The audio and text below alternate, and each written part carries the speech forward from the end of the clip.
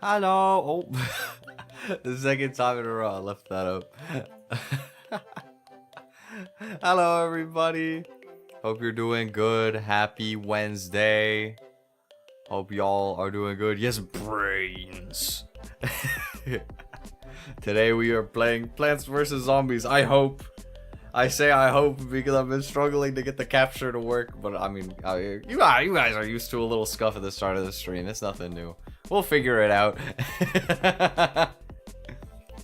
Hope you guys had a good day yesterday as well. I was being very, very productive behind the scenes for once.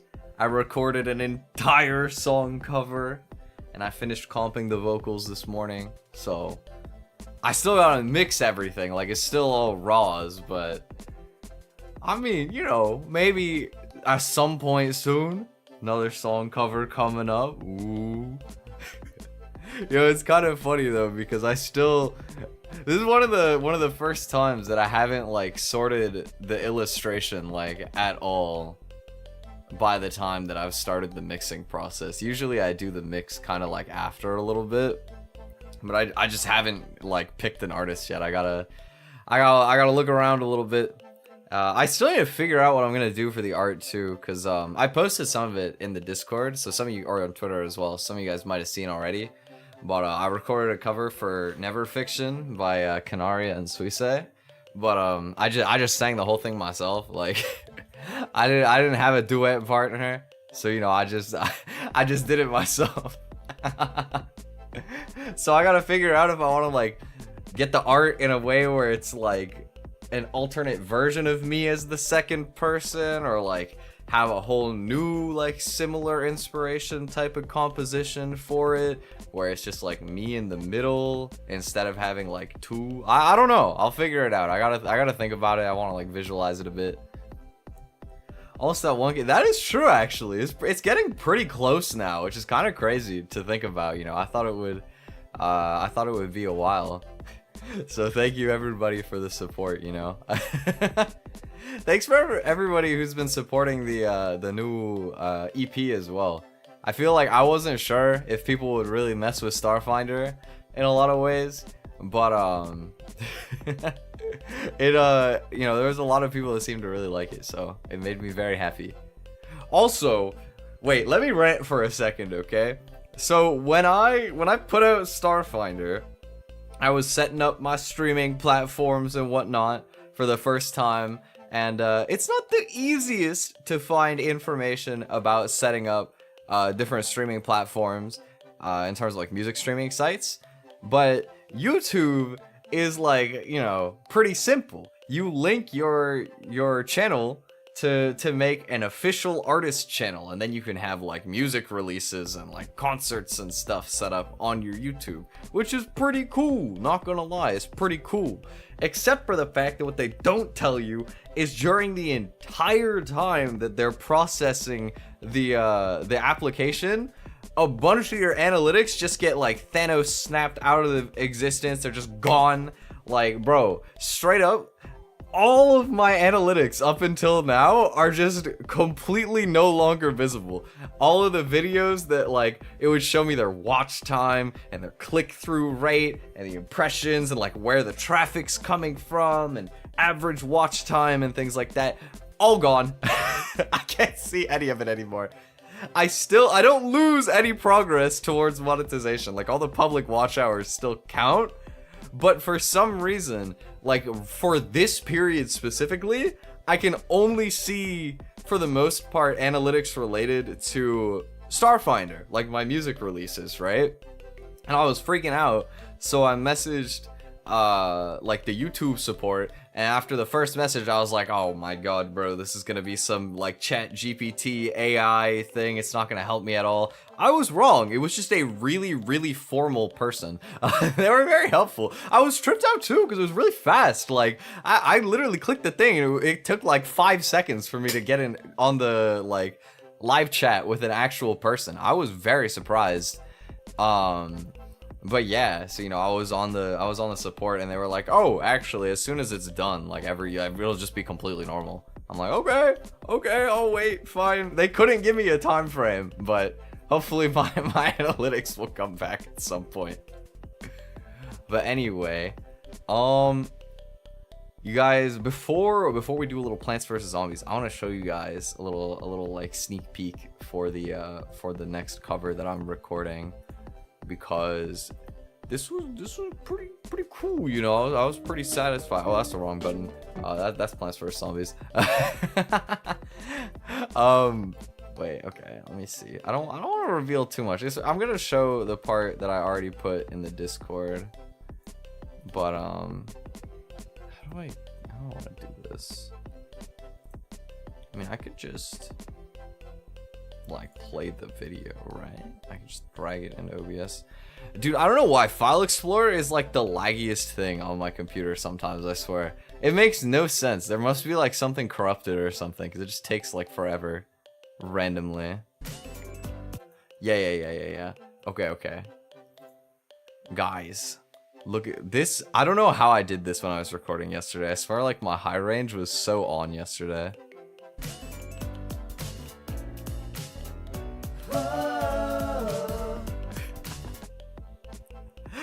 I don't know how I recorded that.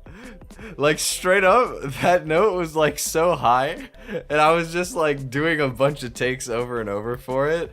But that stack is so satisfying.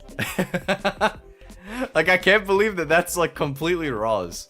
I love doing like vocal stacks like that for harmonies and stuff, but I feel like that's the cleanest I've done it so far. I'm really excited to try and make that cover. I think it's gonna be fire, not gonna lie. I think it's gonna be way better than my other covers. I'm also excited because there's another plugin that I want to try. Gonna get the nice little free trial going, see if I can, you know, I'm gonna basically do everything that I need to do that'll be like time intensive first, and then I can use it as like a later step in the process and test out if it's worth buying later.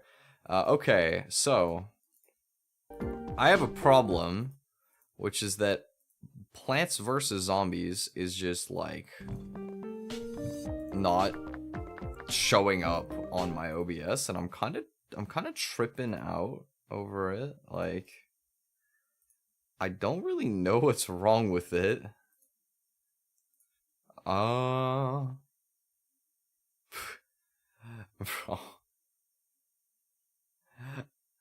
Obviously it's bad. Obviously it's bad.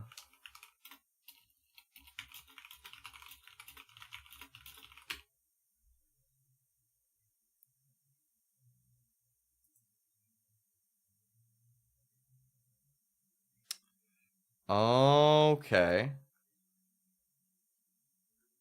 Interesting. Hold on. I got this. So, okay, it's just not gonna full screen. That's fine. I'll just play in window mode. Don't care. So instead, they're saying that for some reason, Plants vs. Zombies is trash, and you can't use game capture. So I have to make a window capture. Boop. What's? There we go. Okay, there we go. Now we just gotta layer it. The game's kind of got some like black bars on the side. The aspect ratio is not perfect. That's okay. That's okay. It's just like a vertical stream, except it's still horizontal stream anyway. This game is ancient. I didn't realize this game is from like. How old is this actually? Wait, how old is PvZ? I think it was like 2009, right? Yeah, oh my god, it's from 2009. This game is 15 years old. That feels fake, not gonna lie. That feels kind of crazy. Like, I don't know, I've been on like a bit of a nostalgia trip in general recently. You know what was a really crazy one I saw last night? I don't remember why. I think it was like a Fuamoko clip or something. I was reminded of the Crazy Frog song. You're like, this is the Crazy Frog! Ding, ding, like that fucking song, right? I'm sure most of you guys know what I'm talking about. Because something I didn't realize is, that song is like, I don't even remember, like 16 years old? 7, something like that. It's super old. But also, it has almost 5 billion views, like with a B. I'm like, bro, what? I knew it was big, but like 5 billion big though? Like, that's, wow. I was shook when I saw that. Or like, I don't know, there was another one that I saw that I thought was more niche that I vaguely remembered from when I was younger. It was like a gummy bear song or something. It's like this gummy bear with like a pair of boxers just dancing around. And it was, you know, like, that kind of stuff is like the old school equivalent of like the kids stuff that gets made now, I feel like, you know what I mean? But that one had like 3.5 billion as well. I was like, dude, I didn't realize these were so viral back then. You know, like, I haven't heard anybody talk about Crazy Frog or, you know, especially the gummy bear one in like God knows how long. Like, I mean, I don't even know if people even really like talked about it back then. It was just popular, you know, on YouTube, but like it wasn't like it didn't feel like it was a whole phenomenon or anything like that. But you know, I mean, apparently 5 billion views. That's just like such an unfathomable number. Like, you can't even like quantify that mentally, I swear. Maybe I should have like done this differently, because then I could have more sunflowers going. Well, I want to have like a peashooter on every row. Well, they're going like baby mode and putting all the zombies in the same lane at the start. That's kind of funny. Because I want to have like 2 layers. And normally I would put all the sunflowers at the back, but I just forgot. Alright, boop. There we go. Cool. Yeah, I mean, the early stages of Plants vs. Zombies is obviously an incredibly strategically dense game. You know, there's such a vast amount of, you know, pondering to be had about, you know, what the optimal way to do things is. You know, it's very, you know, strict margins right now, but I think I got the winning strat. But you know, nah, I mean, I figured like in general, PvZ is like, I never thought of it as much of a strategy game, even though it kind of is. It's honestly kind of just like you just click around. It's not that hard, but I thought it would be fun to like just kind of do this and just chat about stuff. Yeah, you know, it was fun like recording a cover for the first time in a while. I haven't recorded vocals in general in, I want to say a couple months. No, not a couple months, but like a month and a half maybe. It's been a bit anyway. And even when I have been, it's all been like rap stuff for Starfinder, right? Like I haven't been recording like singing vocals. So it was kind of fun to record something like that for the first time in a while, you know? It was a good time. I feel like I talked about this on a couple of my other streams before, but you know, I kind of talked about how even though like it was really fun to make Starfinder as like a rap project, realistically, I want to be like a singer that can rap and not like a rapper that can sing in terms of like my vision of like my musical career long term. I really want my next original to be something that's more like singing oriented, I guess. But I do love rap though. Rap is fun.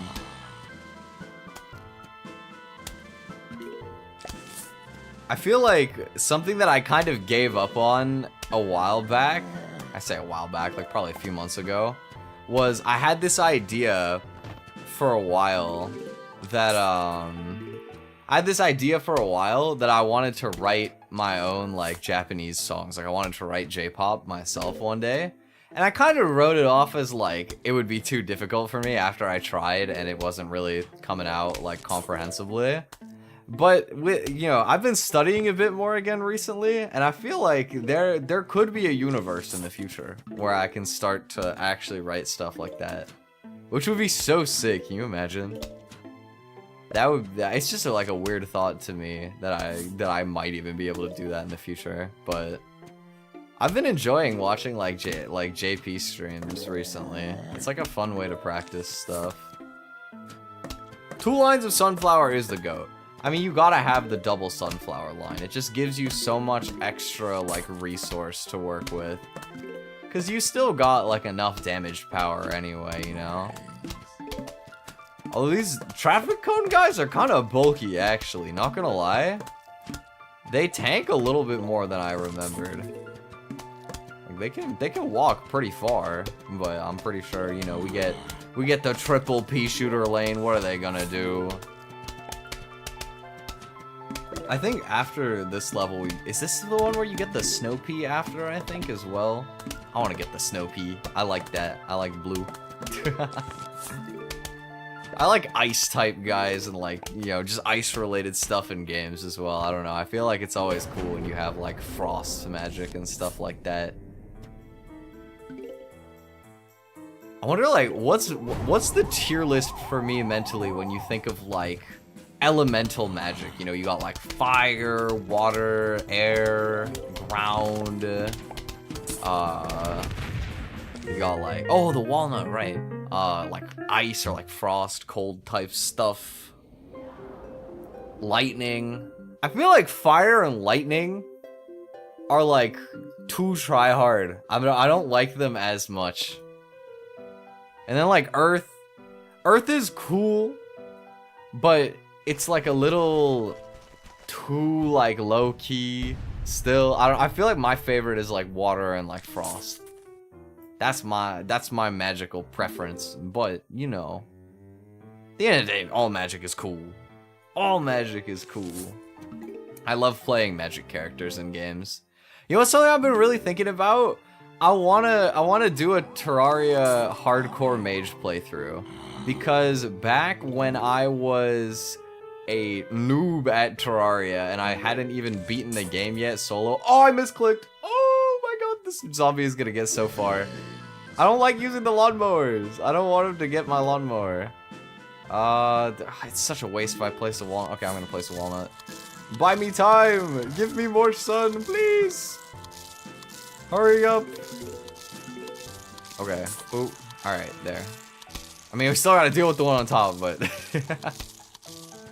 But yeah, when I was like, before I even beat the game, for some reason, I had like a phase where I was grinding hardcore mage attempts on Terraria. And I feel like it would be fun to try that again now that I like am actually decent at the game. Oh, this is like, he's gonna come too far. Okay, you can eat the peashooter if it comes to it. You can take a couple nibbles, because I know you're not gonna kill him. You're gonna die first, right? Yeah. Oh my god, that was close though. He almost got my peashooter. Not today though. Still functions at 100% until he gets bit again.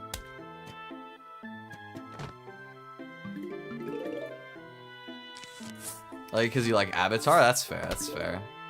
I still need to watch Avatar. I feel like I just haven't consumed like Western media in general in a while. And it's not even because I don't like it, it's just because I don't know, it's like my fixation is on like stuff from like mostly Japan, if I'm being honest. Just the fact that I like Japan.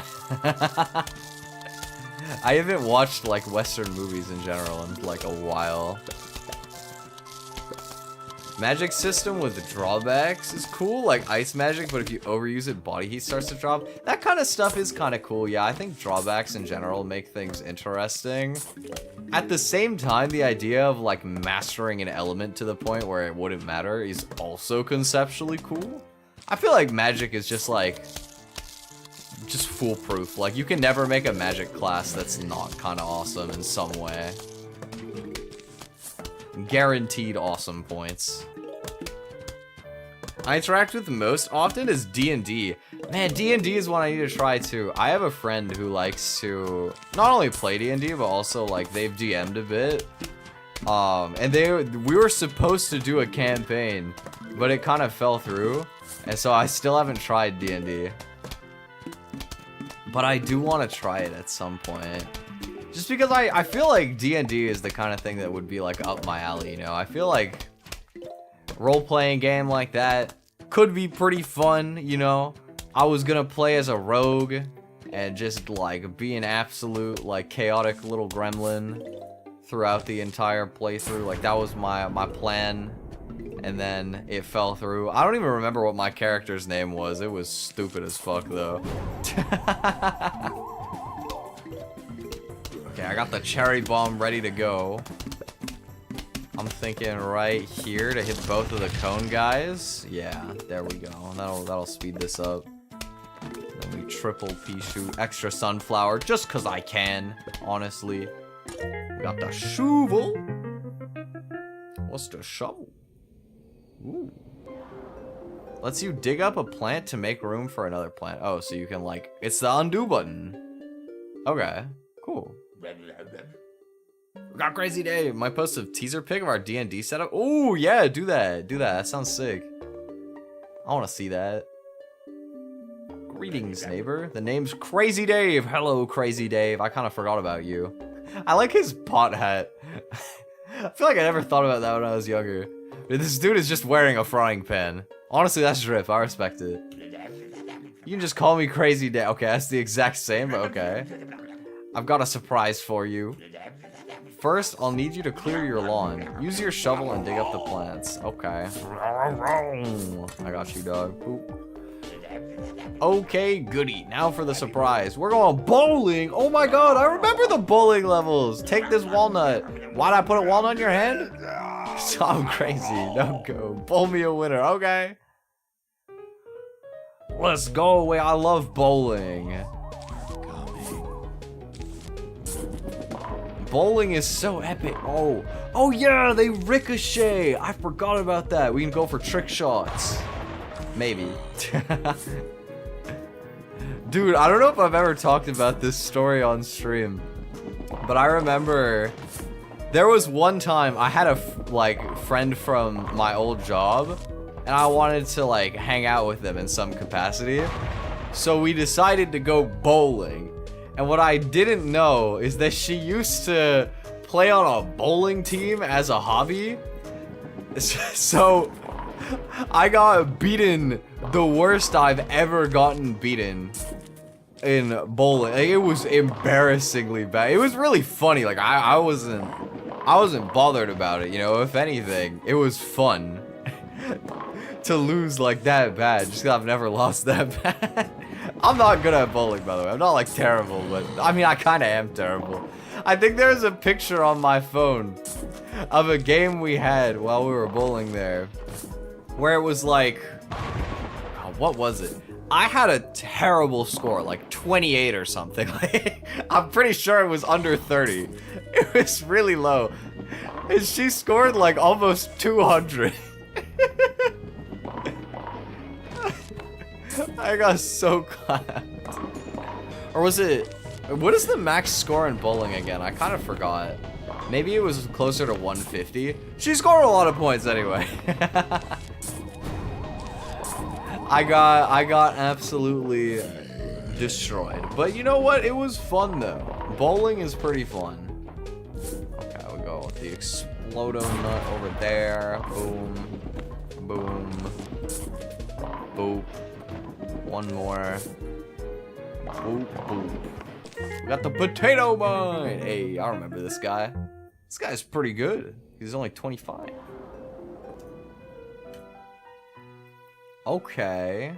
Oh, it's the Javelin guy. Oh, I remember hating this dude. I remember, I have a specific, like, bad memory of the pole vaulter zombie. That just reminded me of the stupidest memory, dude. Did you guys see? There was this clip from the Olympics this year that was going really viral. There was this male pole vaulter who at the Olympics lost because his fucking bulge hit the bar. Like, his whole body cleared it except his fucking...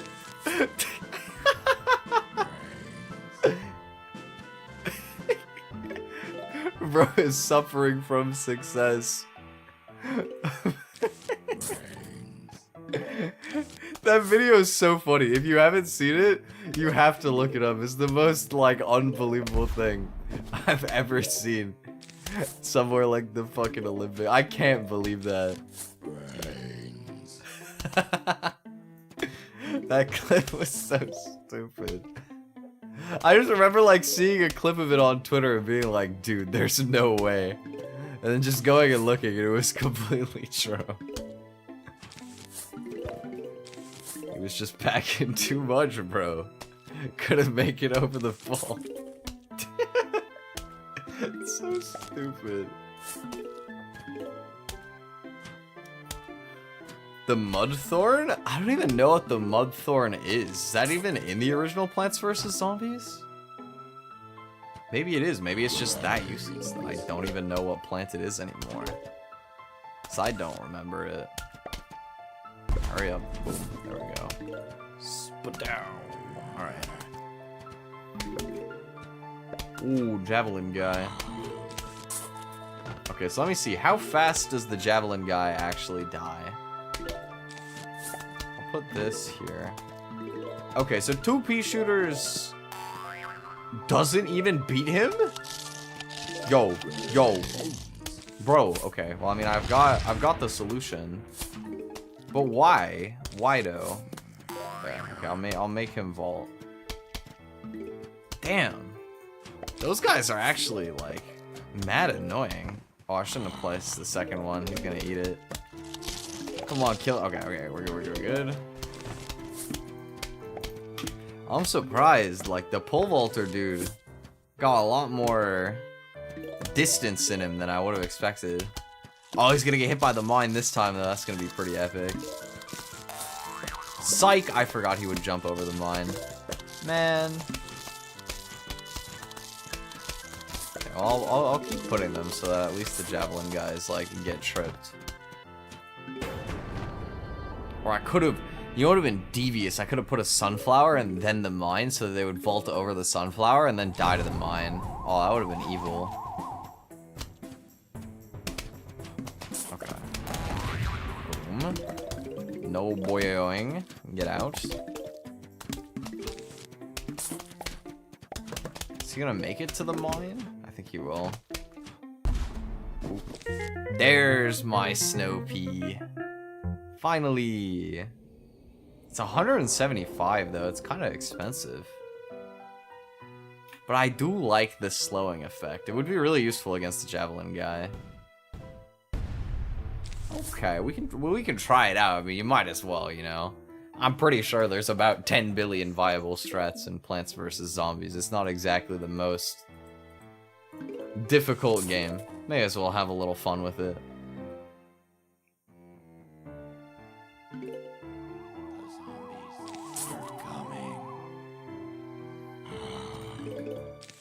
Potato mon. I like the potato mon on the opening though. Speaking of potatoes, by the way, just random thought.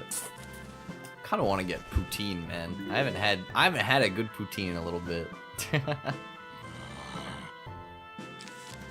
There is one place that is like near me that sells poutine that I've found, but I have a problem with it, which is that the only image I saw on their website, it was like the biggest thing I've ever seen. Like, I swear to God, it looked like at least 4 people's worth of poutine. Like, it was so much. It was like a huge tray. Gotta be at least like... I don't even know how to like describe like the size. It was just ridiculously big. It was like at least 4 large like servings worth. I was just looking at that like, damn, bro, like you gotta be an absolute titan to tank all of that food. Otherwise, she's gonna have like a hella leftovers. You're gonna be eating poutine for days.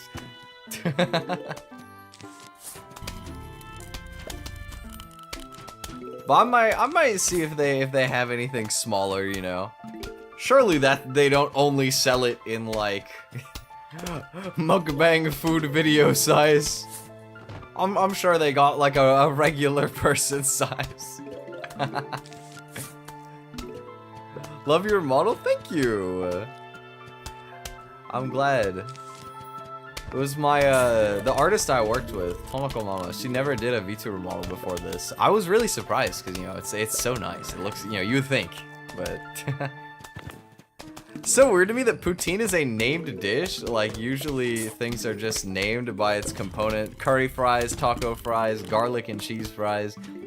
Yeah, that's fair. I was gonna say it's like a little different with something like taco fries or like curry fries, because they're like based on another named food. Whereas like poutine is kind of its own thing. I guess that's kind of the main difference, but garlic and cheese fries could have been different too, I suppose. That sounds pretty good, by the way. Cheese and garlic is always fire. Or I mean, you know, poutine is just... It's so good, man. It's so good. Don't know what poutine is? Poutine is fries with gravy and cheese curds. It is, I think, most popular in... I think technically it's most popular in Quebec, but it's like pretty popular in like East Canada.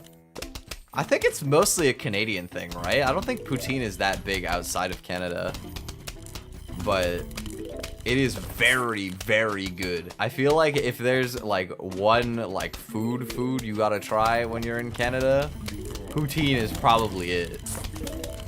It's kind of funny. I feel like I've talked about it, but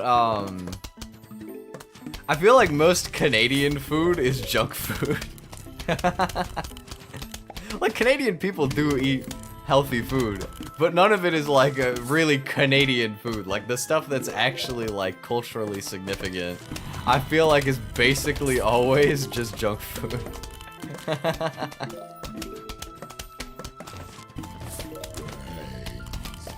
Mozzarella and garlic mayo on top of very thick fries. Crazy Irish junk food.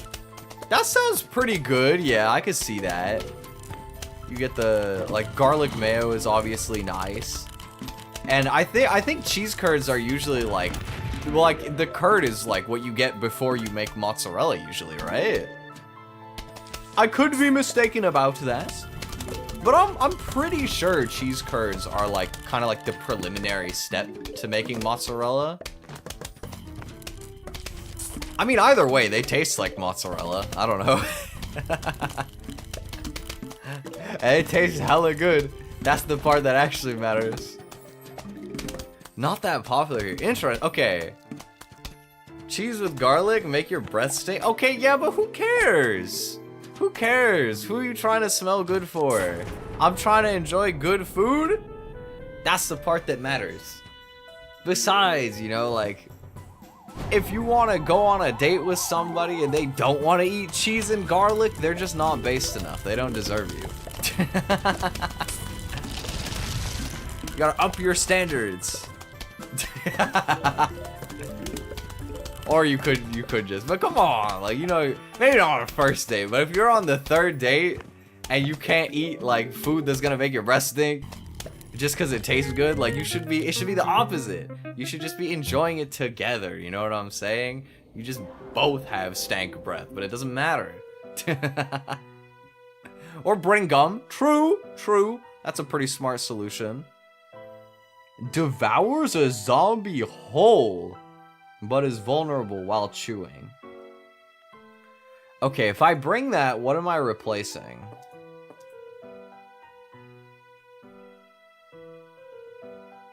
I guess we can try not using the potato mine, even though it's pretty useful. I don't know, potato. It'll be more interesting if I do it this way, though. Or we can replace the cherry bomb. Actually, I don't need the cherry bomb. Let's rock. Boom. Cheese curds are super popular in Romania. That's based. Cheese curds are delicious. Bread loaf sized mass. Okay, that's a little. That's a lot of cheese curds. But cheese curds are so good, though. Like, I don't know why we don't really just sell like straight cheese curds. Cause like it's tasty, man. They taste so good. Cheese is just so goated, I swear. Cheese is too good.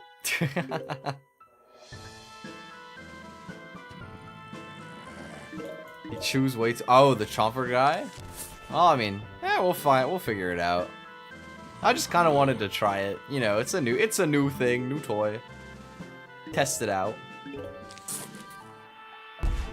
I have a feeling that we'll be able to manage a win regardless, even if he sucks. Okay, you know what's the one downside about cheese-based foods, though? Is if you go to a restaurant, or even like fast food stuff, whatever, and you get it when it's like just finished cooking, you like cannot eat it without burning your mouth. I had pizza yesterday, and I burnt the roof of my mouth because I was really hungry. You know, I barely ate anything while I was recording because, you know, it can kind of like, I don't know, it messes with me if I eat anything too heavy or too dry, like before or while I'm recording vocals. So that day I literally ate like some crackers at breakfast, and then halfway through I ate 2 pears as like a snack. But I barely ate like anything. I had nothing of substance all day. So by the time I actually got to the pizza place, I was like, damn, bro, like I'm hungry, yo. Like I want to have a slice while I'm walking back. And it was good, but I burnt my mouth. I burnt the top anyway. Oh, that's the bucket guy. All right, I'm gonna try out the chomper. I want to see this. Eat him up. Oh shit, yeah, he really did just chomp that guy, like just straight. It looks so devious, bro. He's just snacking. He's taking his time. He's savoring every bite right there, straight up.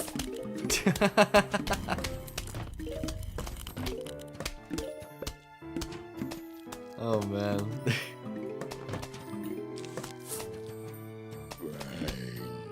Oh, the cooldown's not actually that high on that. I can spam them. Could be kind of funny.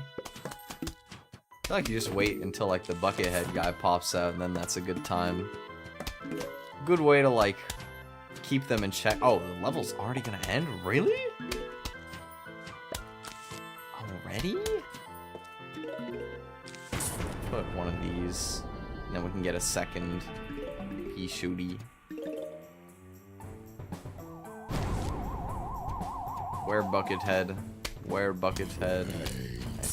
Oh, that was not a bucket. I picked the wrong lane. Okay, double snow peas down here though, because I'm balling.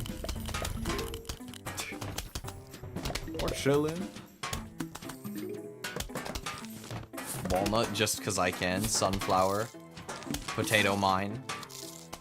Have the whole ensemble. Peashooter in the other lane. Sunflower behind him. I'm farming. Dig up the sunflower. Wait, can I? I'm gonna win this in the most BM way possible. He's like one shot. I'm gonna let him walk to the potato mine. I guess more BM would be letting him walk all the way to the lawnmower, but that would take too long. I can't be asked to wait that long.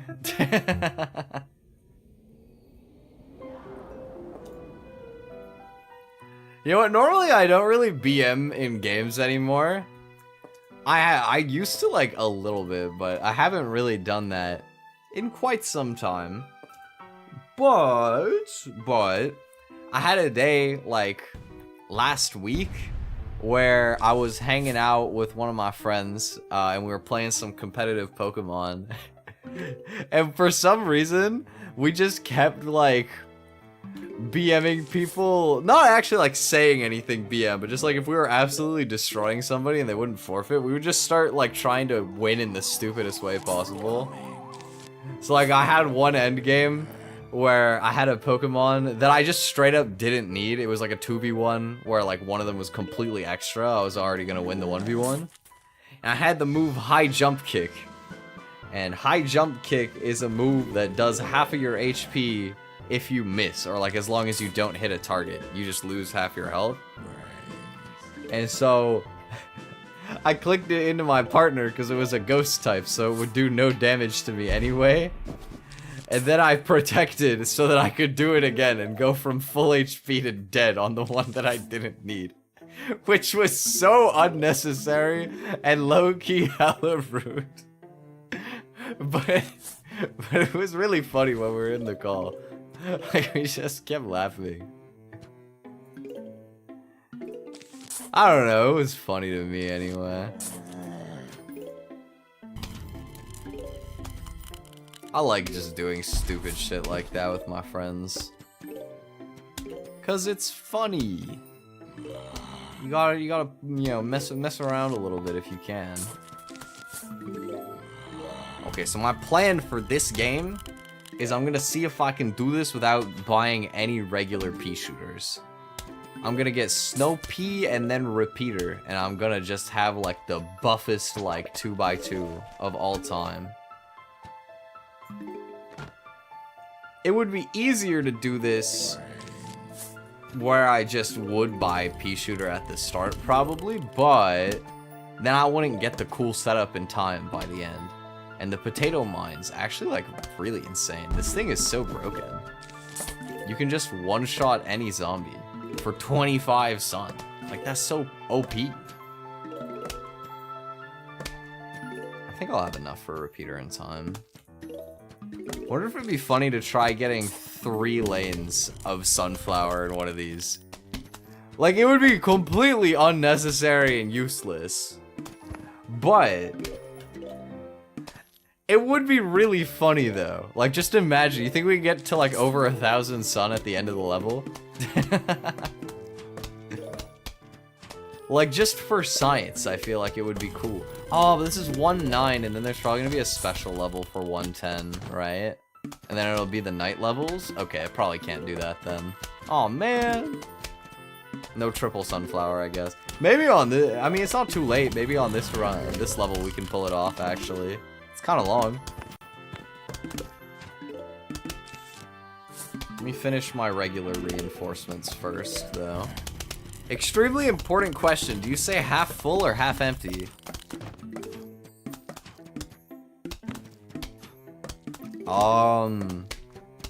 As in like the do you see the glass like half full, half empty thing, or just like in daily language, like which one would I happen to use? Because if it's just daily language, I don't know, I would probably just use them interchangeably. I have no idea.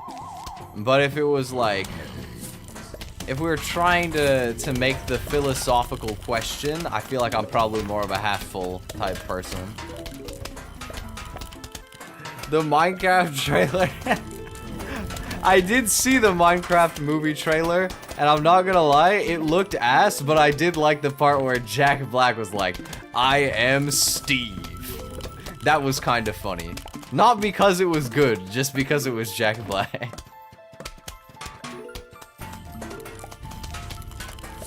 I remember I saw a reply where it's like, it's not too late to CGI it into Jock Block. Fucking Jock Block, bro.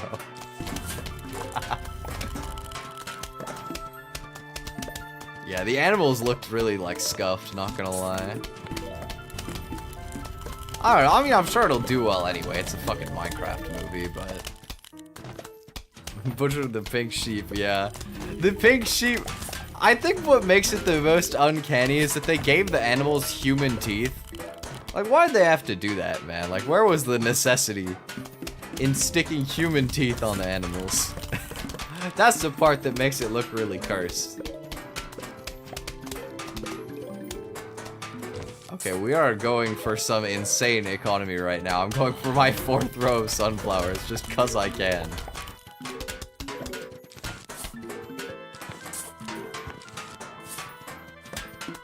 Bro, I have so many sunflowers going, what the hell?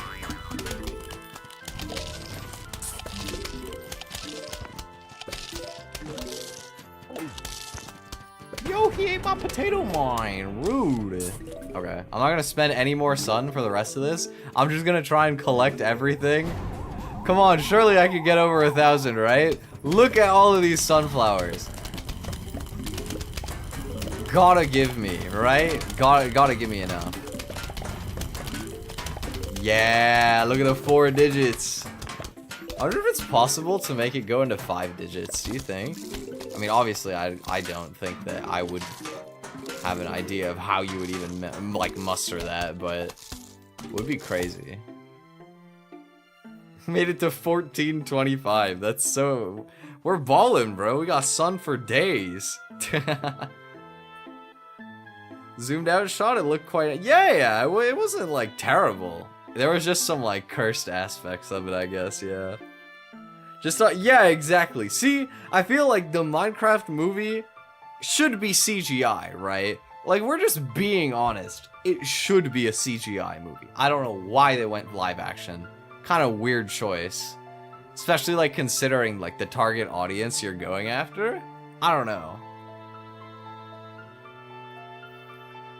Movie look like Mojang animation for the up... Yeah, I could see that. I feel like just sticking to the Minecraft style would have been probably, like, not much more expensive, and it would have been, like, better received. But, you know, I mean, I'm sure that, like, they're getting a lot more buzz than they would have otherwise because they made it this way.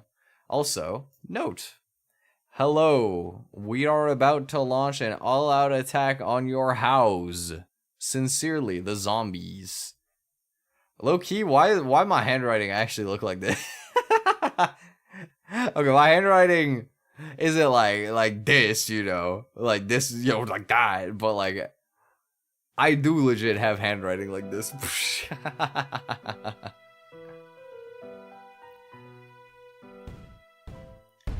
I mean, even like the Sonic movie stuff caught like some flack for looking kind of weird for a while too, right? How polite. Yeah, I know. They left us a note. Very considerate. Okay. I'm not gonna spawn any other guys. Well, this theme is kind of a groove, not gonna lie. Bum bum bum bum bum bum bum bum.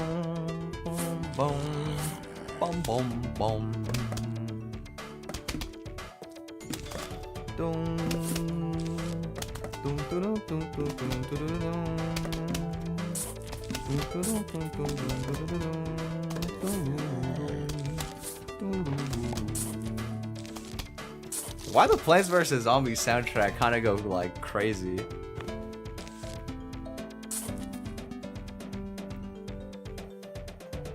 that like a little marimba in the background too?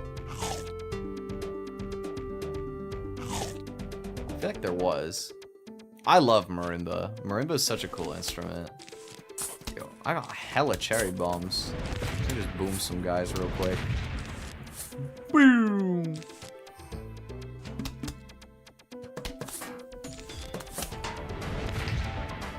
Like, I love how they give you like all of this stuff when the cherry bombs alone are enough to completely solo the level. Like, you could actually just straight up ignore everything else and just use the cherry bombs.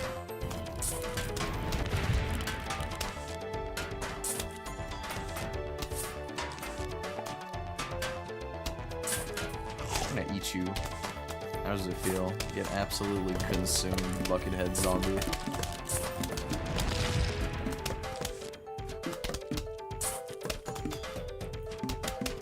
I wonder how many like levels in this game you could beat with only one type of plant.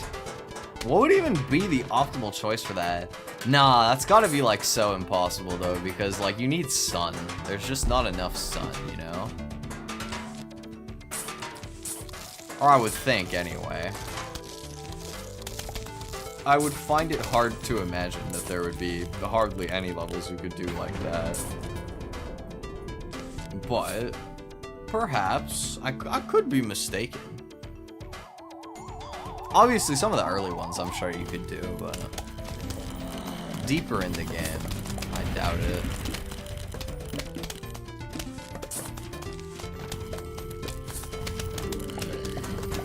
It's kind of funny to like... Oh, they can eat through the walnut? Wait, that's so epic. Wait, let me try this. Get him. Get him, Chomper. Oh shit, they can! Yo, that's gas. Oh, that's so sick. I would have never guessed that. That's so epic. Dude, I'm running out of like space to put stuff. I'm gonna have to like start selling things. Or not selling, bro. I mean digging things, I guess, yes. Upgrade that to a repeater.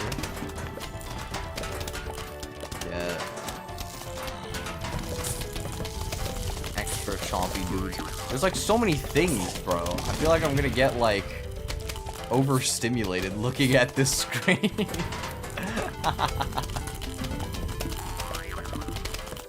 Just look at the sheer volume of different things on the screen.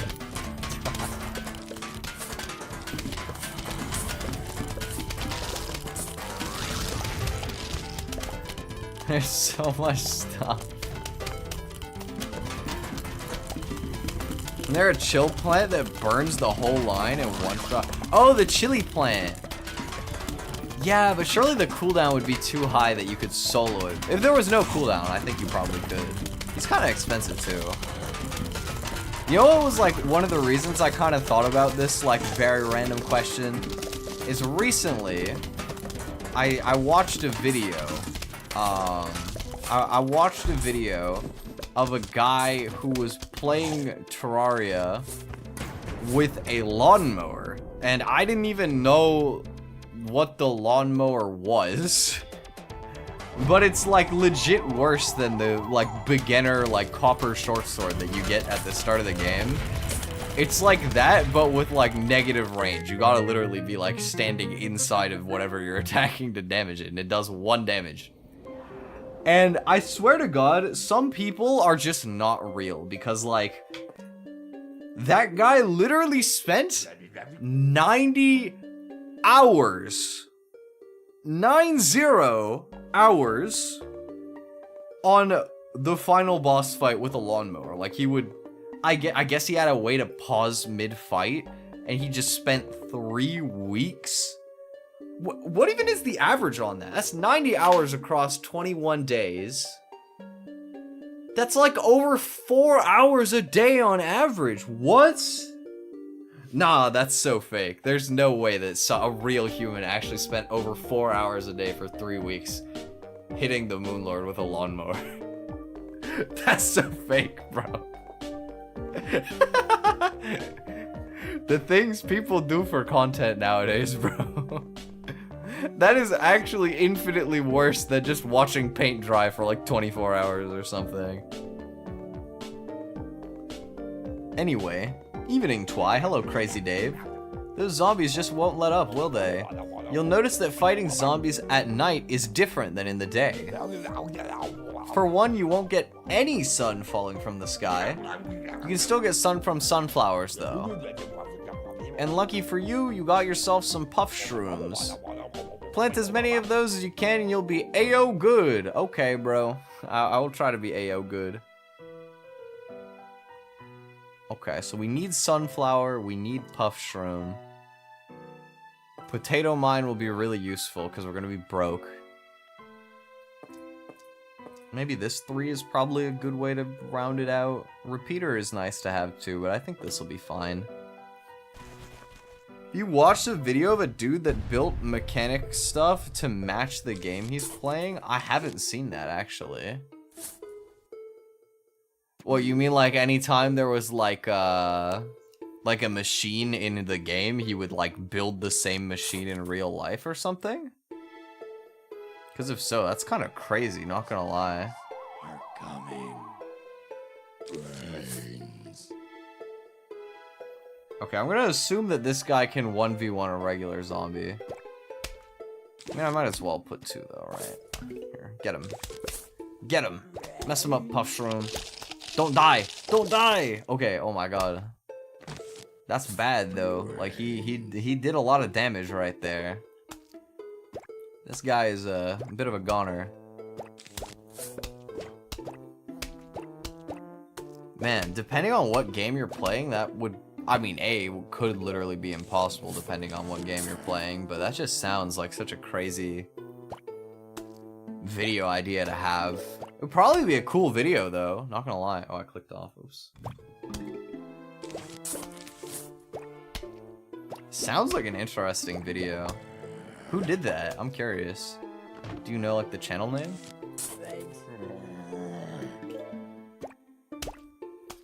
I feel like the only, like, engineer people that I know on YouTube are, like, Michael Reeves and Mark Rober. And I haven't even watched, like, Michael Reeves that much. I just see clips of, like, OTV stuff sometimes. But I haven't necessarily, like, gone out of my way to watch, like, Michael Reeves solo content.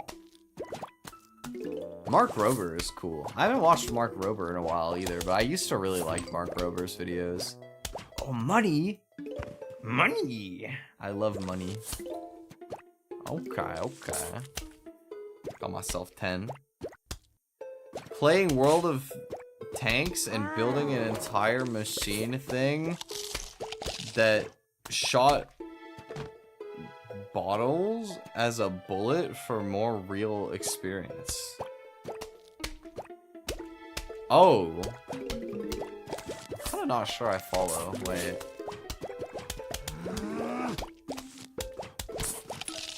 I'm not quite sure I follow. So like basically he built a tank in real life that shoots bottles.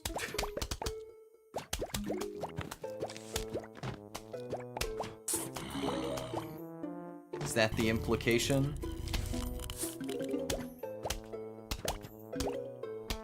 I'm gonna have time for snow pea in every lane, so I might as well just put regular pea.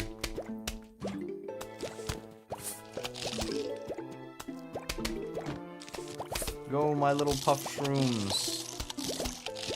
Oh, I thought he was gonna die there. He lived though.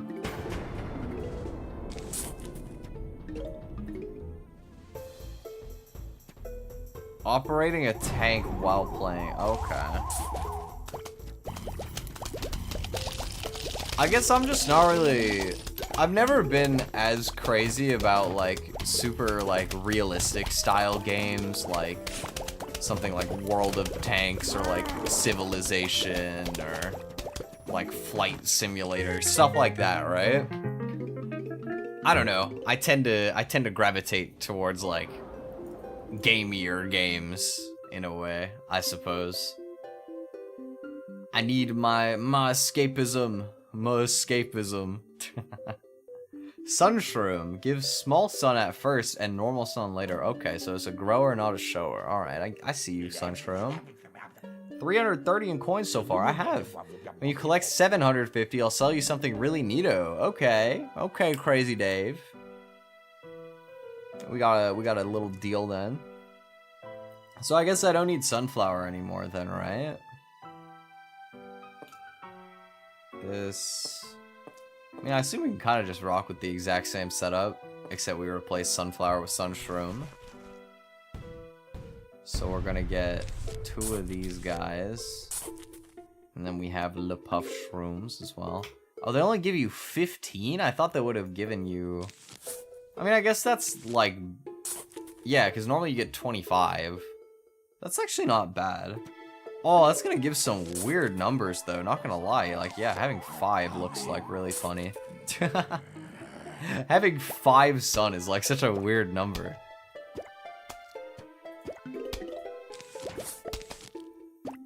I feel like it's kind of weird about the psychology of round numbers. Like, the way that...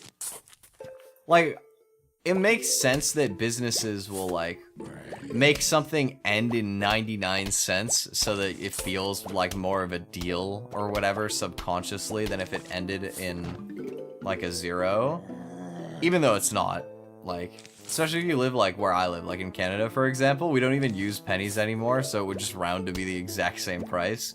But if something was $2.99, it just looks cheaper in your brain than, like, 3, right? But I think weirder than that is sometimes having like a round price number can almost like make something more appealing. Like something being like $38 is like a weird like number mentally compared to if it was just like 40 or something, you know what I mean? That doesn't actually affect the way that I purchase things. I would like to say actually, I mean maybe subconsciously it would, who knows? I don't think I would notice. It's kind of interesting to think about really like minor stuff like that. Because it's like, why do we even have those quirks in our brain? Where did it evolve that seeing .99 looks better than like .00? How did we get there? Big mushroom. Okay, so do you give 25 now? Yeah, now it gives 25. Okay, I see. Okay, so now our investments are about to start paying off, basically. We're about to be raking it in. Because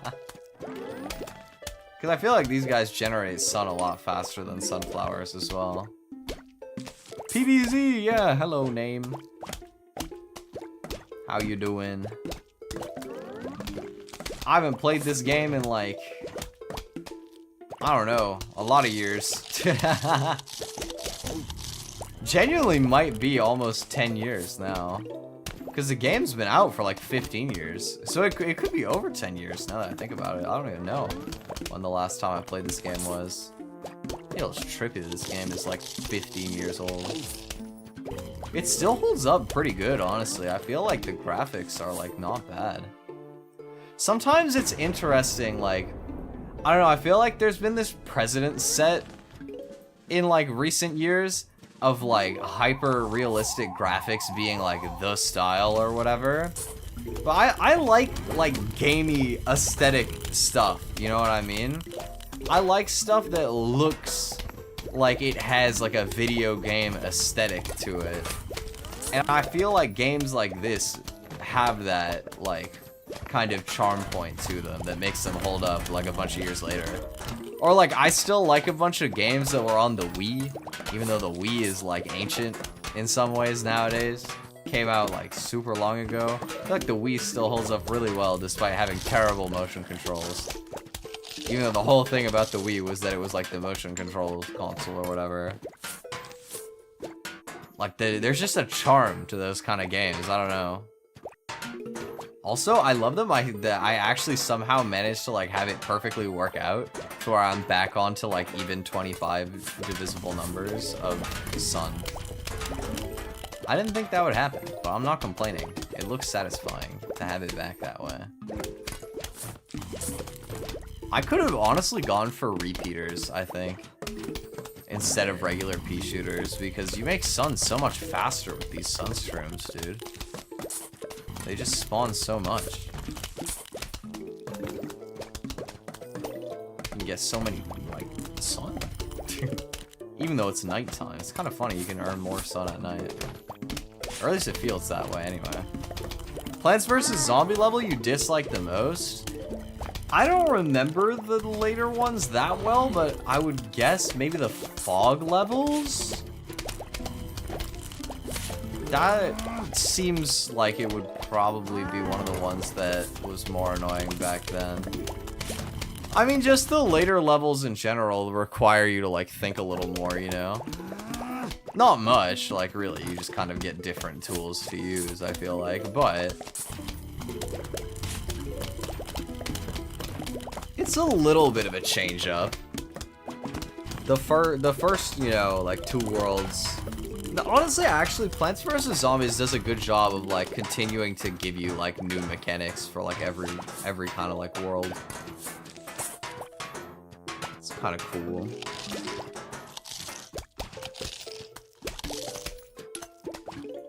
I keep thinking these puff shrooms are gonna die, and then they just, like, survive miraculously. Alright. Prepare the cherry bomb!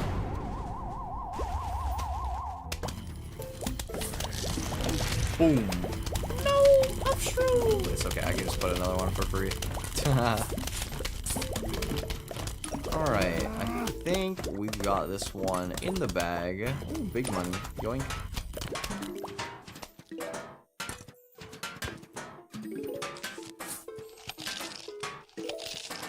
Can this thing come up before he'll eat it? Surely not.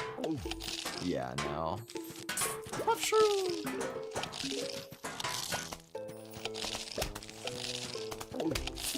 Sunshroom. Oh, what's the— oh, wait. Oh, I remember this guy. They have the screen door dude. They have screen door zombies, and then you can use this guy to shoot through the door. Yeah, I remember. Oh my god. It's you! Bro got a whole ass door as a shield. And he picked a door with a hole in it because he's stupid. Okay, let's do this.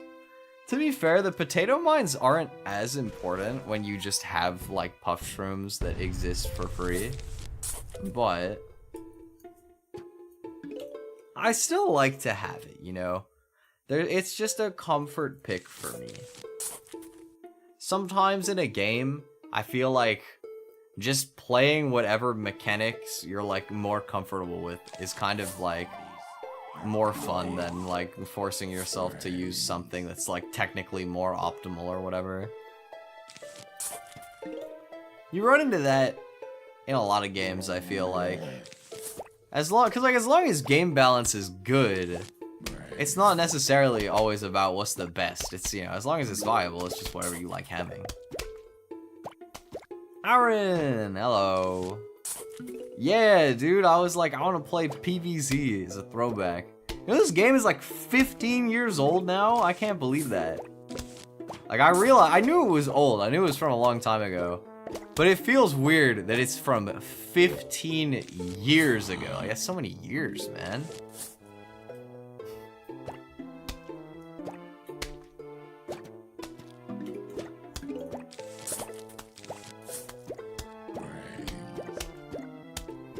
I was talking about it like a bit earlier, but also like, I don't know, I was just on like a weird nostalgia trip last night, and I ended up looking at, you remember like the Crazy Frog song? Like the Axel F, like, this is a crazy frog, or whatever, like that thing, you know? I remembered that song being like big, like a lot of years ago, but that song literally has almost 5 billion views. I saw that, I was like, bro, like what? I can't believe 5 billion. That's gotta be like legit one of the most like viewed videos on the platform, right? I can't think of much that might even have more than that. What even has 5 billion views? That's so many views. Okay, so these guys aren't actually that effective if there's only one. I think I need to have 2 puff shrooms. Yeah, I mean, to be fair, Crazy Frog is kind of a banger. Like, for a song like that, it does go pretty hard. I can understand how it's still hanging on, like, what, 17 years later or whatever. Kind of mad that it's that old, but, you know. It's a good song, understandable. It's got that, like, iconic, like, beat to it, you know? It's not about the Crazy Frog. Like, he was part of the aesthetic that made it viral. But it has, like, a good song behind it, too, I feel like, you know? Boom. Oh, that was the only screen door guy in the, like, final wave? Okay, well. We gonna win, then. There we go. Oh, it's the grave eating dude. I remember this guy. You can eat the graves and it gives you money. A grave buster. Wanna buy an extra seed slot? Yeah. It'll cost you $7.50, but you'll be able to choose 7 seeds per level instead of 6. Yes. When you save up to 5,000, I'll sell you the 8 seed upgrade slot. Okay, okay. Heard. 5K is a little bit distant, but... So these 4 I want. Snow pea is good. I don't even know if potato mine has been that good for me. Cherry bomb I like.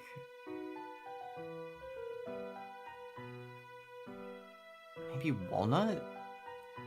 Walnut's like a good insurance buy. Like good insurance bring. You can never go wrong having a walnut. Just chillin', ready in case stuff hits the fan. So I want to get past the early game first, obviously, but I want to try using the Grave Buster, because I feel like I remember it giving you money.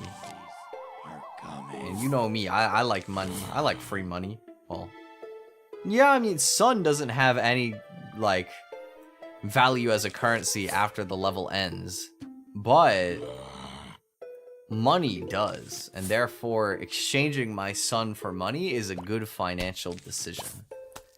As a responsible homeowner, lawn owner, I no, we have a house. Yeah, they said in the letter that we have a house. As a responsible homeowner, very financially, you know, fiscally active, I believe it would be in my best financial interest to use the Grave Buster. I don't know why I felt like using the British accent. I don't know, I felt like so posh. Talking about investing in Plants vs. Zombie coin. Let me try it. Give me the money. Okay, it was only 10. It's not much, but I mean, it's not 0. Like if there was 3, 5, 6, 7 graves in this level. If you do the math, that totals out to 70 coins. That's like a solid haul. Actually, I wonder if it's consistent or if it's random, because that could be a factor too, right? That was 10 again, so it probably is just 10 every time then, yeah. Would seem that way. More sun, okay. Wow, I'm surprised I actually, like, lived that pole vaulter, dude. Nice. Okay. Consume grave. Yeah, okay, so it is like 10 every time. I mean, there's some nicety to the fact that it's a consistent value, like, purchase. I can respect that, I like it. Makes sense to be using it.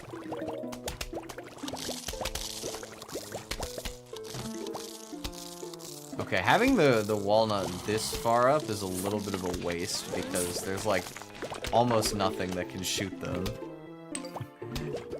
These like fume shroom guys are really far in the back, but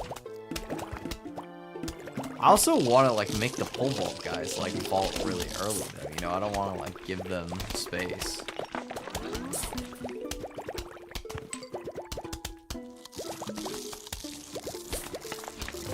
Okay, well, we're almost past the early game. Oh, we pretty much are past the early game phase of having like no sun easily accessible. We got funds now.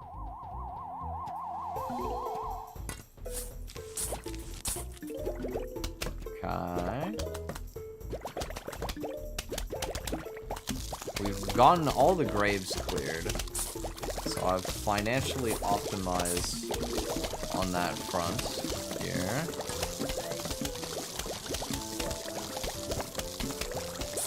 Might as well just keep placing the puff shrooms up front. Like, if I have nothing else to put there, I might as well put the little guy up front, you know? He might not do anything, but he can try.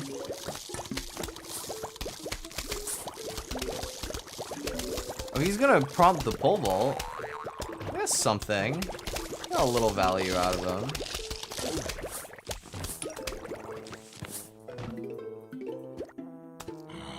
Okay.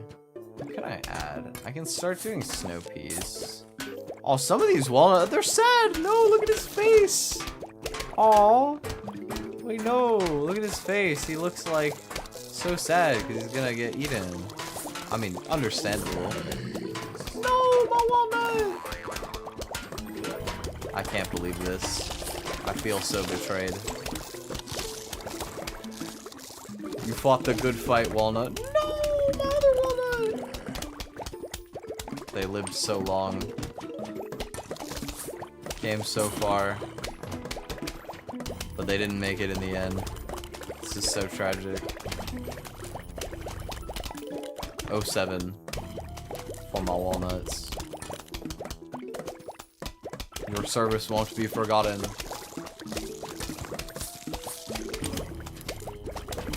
Hello, purple guy. What's up? Okay, we can get one of the walnuts back.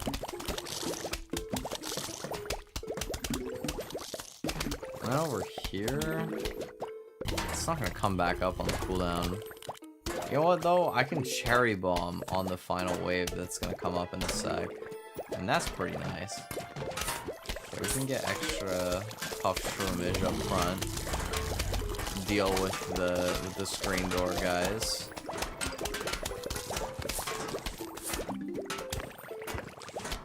Another walnut. Okay. I want to make sure I keep 150 available. No. Yeah, I would need what, 325. Now I can afford to do this. All right, where do I want to drop this? Yeah, middle looks good. Boop. Okay. And just like that, should be chilling. Have a random puff room. Walnut in the other lane, because I can. Gravebuster. Ah, come on. Have you played the new PvZ games? Actually, no, I haven't. I know PvZ 2 came out, right? But I don't think I ever got it. I don't think I did.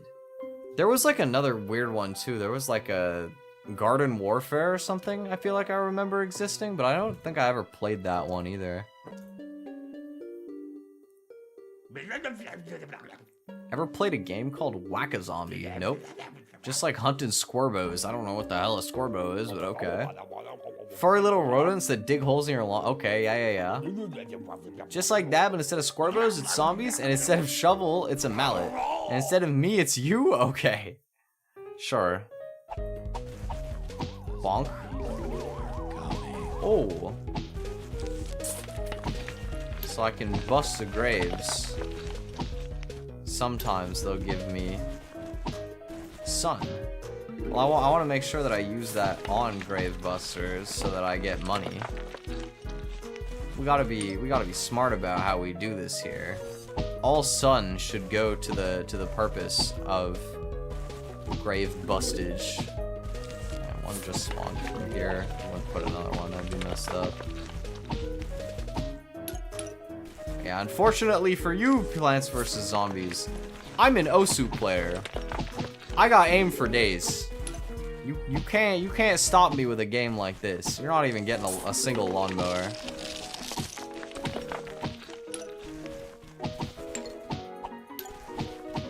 This is all muscle memory for me, to be honest, and I don't even remember playing this game.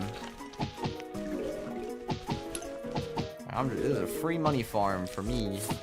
You picked the wrong house, fool.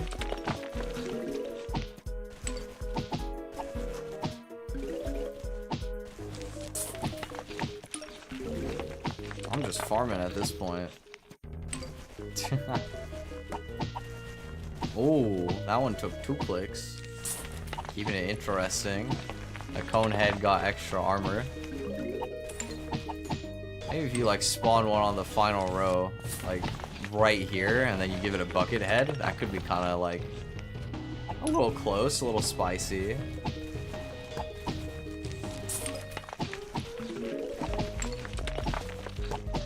They just keep only going up to coneheads, and you know, the coneheads aren't that hard. Also, some of these are dropping like gold. That's pretty sick. I like that. Ooh. Oh, there's the bucket head. And it did actually spawn him pretty far up, too. Okay. I see you, game. Trying to get a little funky with it.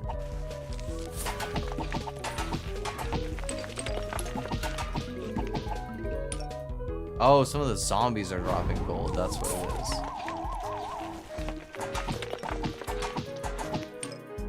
Okay, well, that was easy.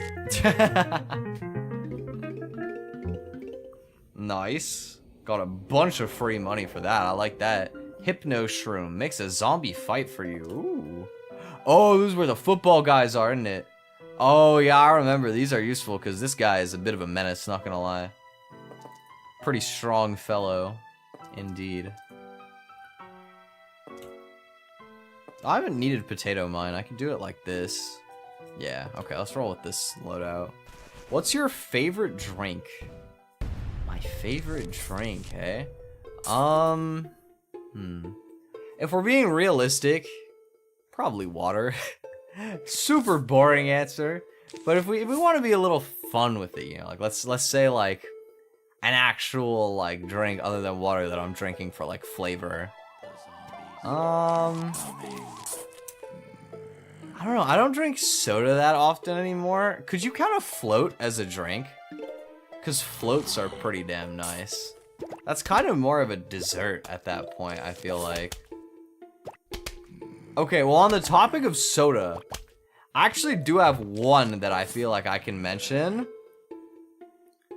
Back when I was a kid, I loved drinking Crush, but specifically the lime flavor of Crush. And if you, I don't know if Crush is a thing in like everywhere in the world, but it's kind of like Fanta if you don't know what Crush is. It's pretty much just like Fanta. And I remember they used to sell lime, and it was my favorite flavor. And then they just like randomly stopped one day, like a decade ago or something. And since then, I think I've found like one store that ever had it. And to be fair, it was still pretty good. Like, I think that it's probably still one of my favorite sodas, but I wouldn't go out of my way for it because I barely ever drink soda nowadays anyway. If I were to pick like a favorite soda nowadays, I'd probably just say like root beer or something. Root beer is a classic. Can't go wrong with it. Not very many people like limeade, but why not though? Lime is so good. Okay, can I say as well? I think that I have a problem with like store-bought lemonade. Because store-bought lemonade is never sour enough. Like, it's literally a lemon drink, and they put like 2 billion grams of sugar in the thing. And it's like, bro, why are you making my lemon so sweet? I want that like nice, authentic, not quite lemon juice, but you know, good like make your lips pucker a little bit type thing, you know? I like sour.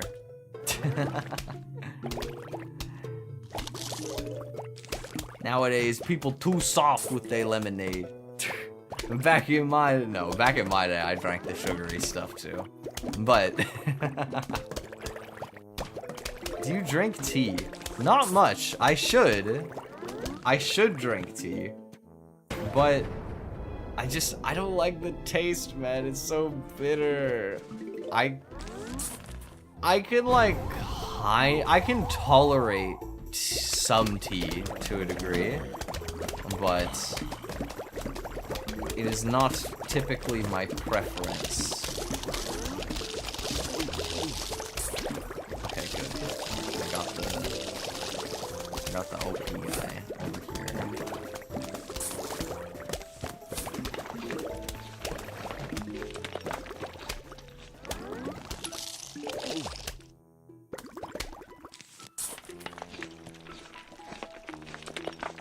I gotta let my boy Gravebuster give me my extra 10 gold first. Thank you.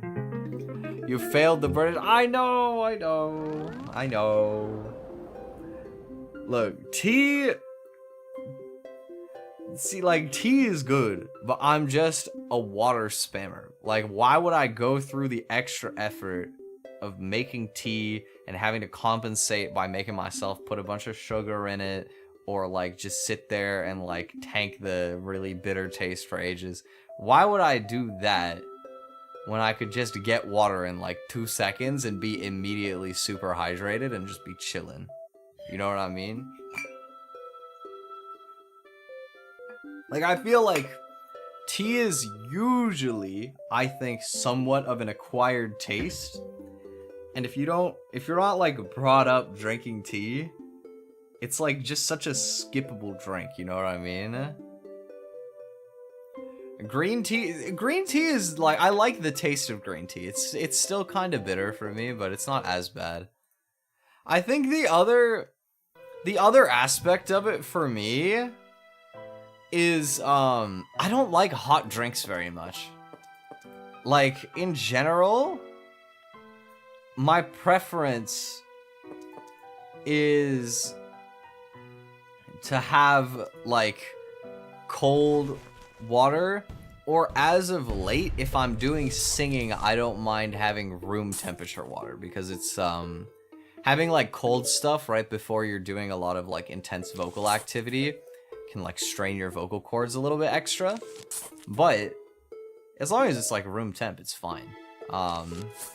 So I would, you know, I don't mind having like room temp water or whatever, but I'm not a fan of hot drinks. I don't like having to like slow down to drink and like just sipping it slowly.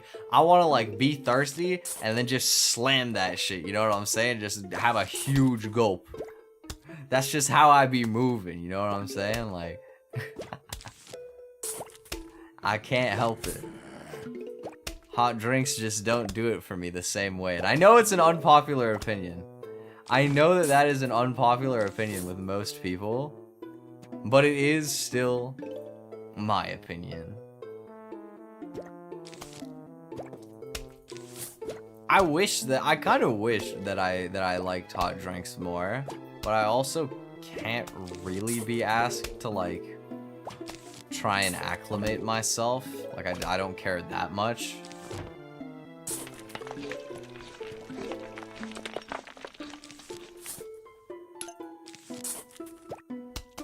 I don't know, man. I was spoilt as a child. Never had to drink any hot drinks. Messed up my ability to do it as a full-fledged member of society.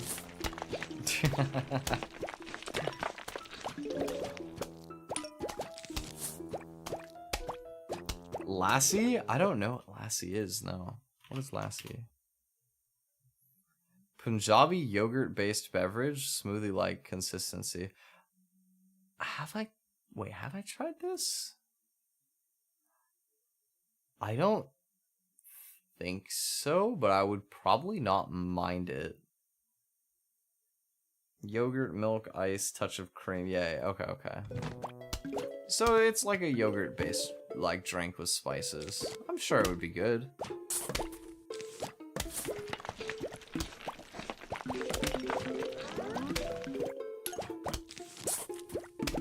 Sounds maybe a little more up my alley. I like dairy stuff a lot.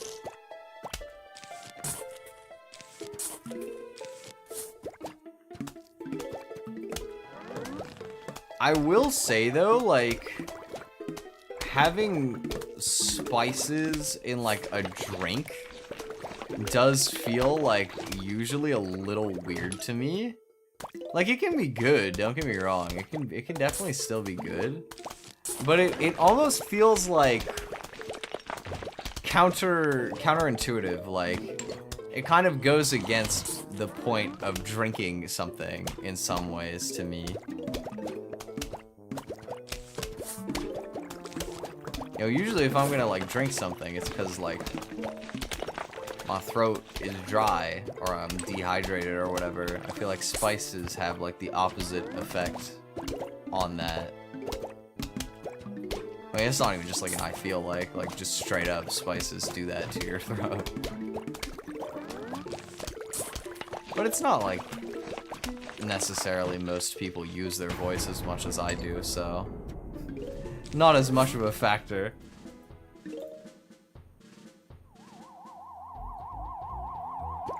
PVZ, plant, and zombie tier. That's so many things, dude. There's so many of them. I don't know. Top S tier, dancing zombie. F tier, the bungee guy that steals your plants because that's messed up. Plants, I don't know. I don't know, man. That's too many things to tier. I can't do that off the top of my head. You better not eat my grave, Buster. He didn't. Oh, ooh, 50 gold on that one. Thank you. Very cool. We gotta start getting extra reinforcements, extra puff shrooms. Extra puff shrooms gotta get going here.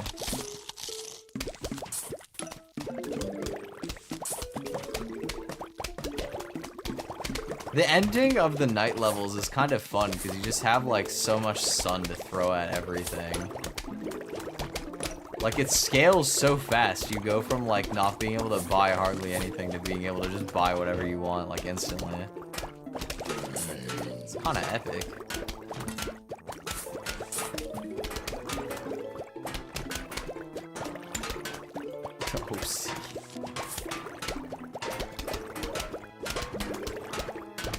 Who the hell making a Plants vs. Zombies OC? That's crazy. What'd you even make? Like yourself as a zombie or whatever? Actually, wait, don't they have a feature for that in the game? I was laughing, but I'm pretty sure that is actually just like straight up a thing you can do in the game. It's kind of funny. I forgot about that.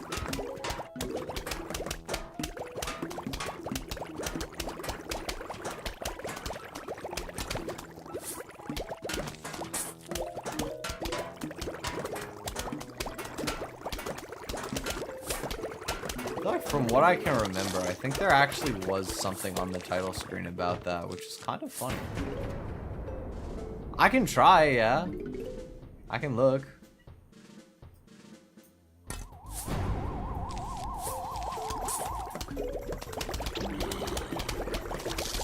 The Hypno Shroom is such like a perfect counter. I love that they made that just for the football zombie guy.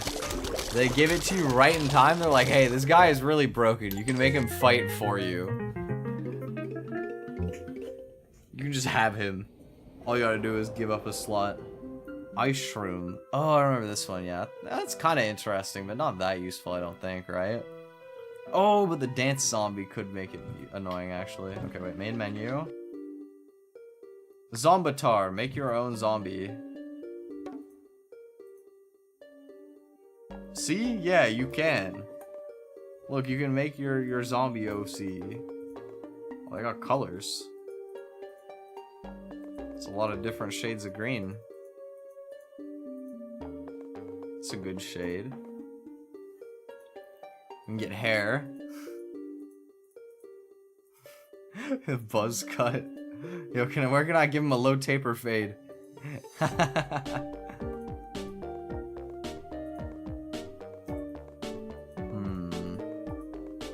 I do kind of like just having the hair like come all the way down. Facial hair? Give him the Santa Claus beard.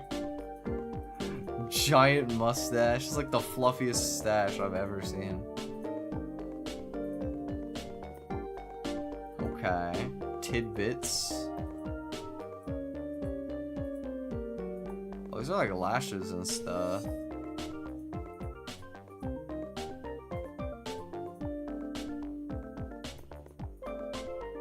Eye bags? Can't even tell. Is that a tattoo or something? My hair is too big, it's like in the way. Give him this one. Eyewear. Oh, can I give him...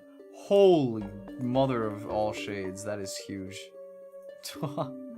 Okay, I like the giant shades. Make it like orangey.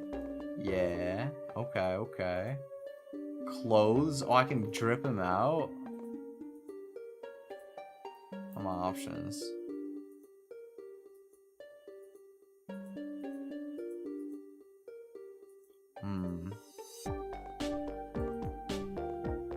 This one. You can get a collar? They have a whole page dedicated to collars? That's a crazy... Or, no, they're just accessories. Oh, the chain? Yo, we're making the fucking pimpest zombie of all time right now. Holy shit. We got some hats. The dinky little propeller hat that doesn't fit his head at all. Nah, gotta be this cap. This cap is pretty tight. Backdrops. Ooh, okay. I like the nighttime one. Boom.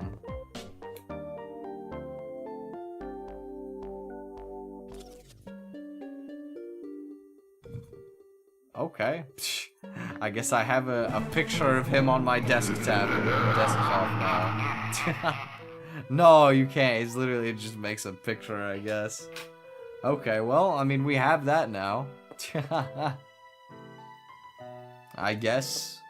Sure. Alright, we got the Hypno Shroom and the Ice Shroom. Got solid counter options here for the dancing zombie. There was no football guy this time. So I guess we don't even need to worry about that. I feel like the 2-9 has got to be a pretty hard level. The zombies are coming. You know, presumably, they're gonna hit me with both. I feel like the nighttime stages, they're not hard, but they're not like free either. Like you have to actually play the game a little bit. The first world, you can basically just do anything.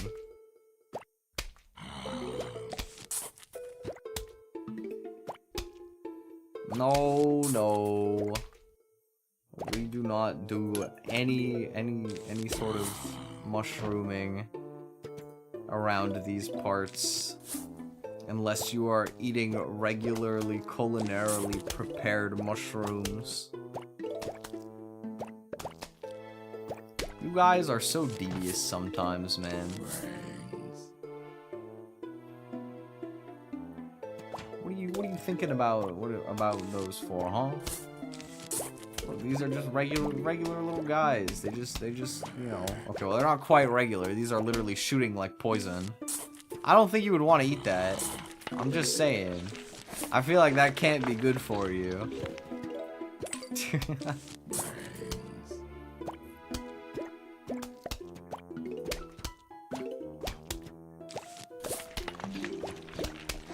That's so bad. Do you guys like mushrooms? I feel like I've tried mushrooms and I thought I would like them because a lot of the time I've heard people say that mushrooms are like, as far as like, I guess technically they're not vegetables, they're fungi, but like as far as like that kind of type of food goes, right? Like, generally speaking, I've heard people kind of compare them to like meat, and I love meat. I'm a big fan of eating meat, but I don't like mushrooms. I don't know what I think it's most of the texture. I just can't get with it.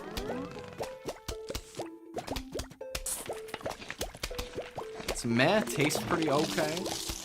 Fair enough. I don't even remember the taste that much. I just remember like distinctly not liking the texture when I did try them. Maybe it was just how they were prepared that one time. I don't know, but it's interesting to think about.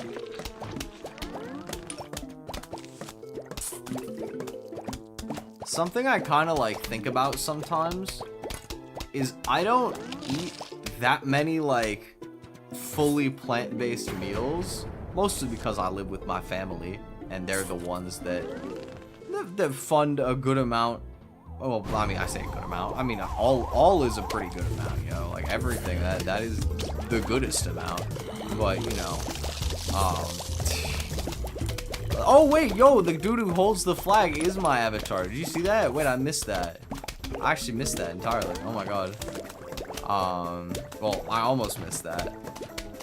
But what I was gonna say is I feel like when it comes to like eating like plant-free type stuff, I feel like almost like most of the time if you try to like replicate eating meat, it doesn't hit the same. Like it's kind of just better to like make something good that has nothing to do with meat than it is to like try and pretend you're like having meat even though you're not. Doom Shroom destroys a large area, leaving a crater in its wake. You have my interest. We can try it out. I think I probably prefer the Hypno Shroom to the Ice Shroom. Gonna roll with these guys. You know, something I just kind of thought about just now. If you didn't place the Sun Shrooms at the start of the level, or like Sunflower, whatever you're running, wouldn't you just like auto lose? Cause you don't, it doesn't drop any. So if you were like new to the game and hypothetically kinda stupid, right? You could actually just straight up lose the level instantly.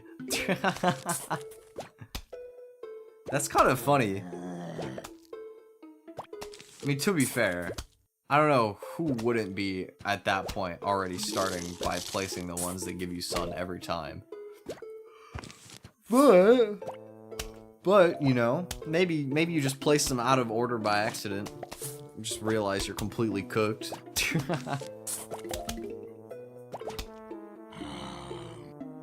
Well, yeah, I mean there's a whole like extra like 10 levels you gotta play through before you get to the nighttime part, but you can never fully stupid-proof anything, and that includes games, you know? Like, myself included, of course. But there will always be people who find a way to just completely miss something super obvious. And as a game developer, there is nothing you can do to combat that. That is just gonna be part of the experience. I think, anyway.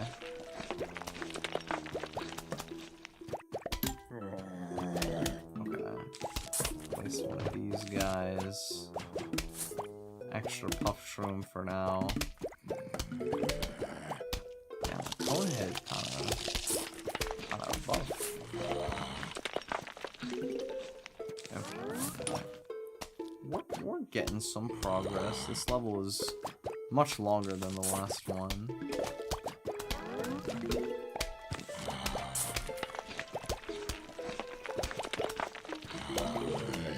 We're making some strides. I honestly just like using the grave busters. I don't know why. It's like satisfying watching it like eat the little grave and then spitting out the money at me.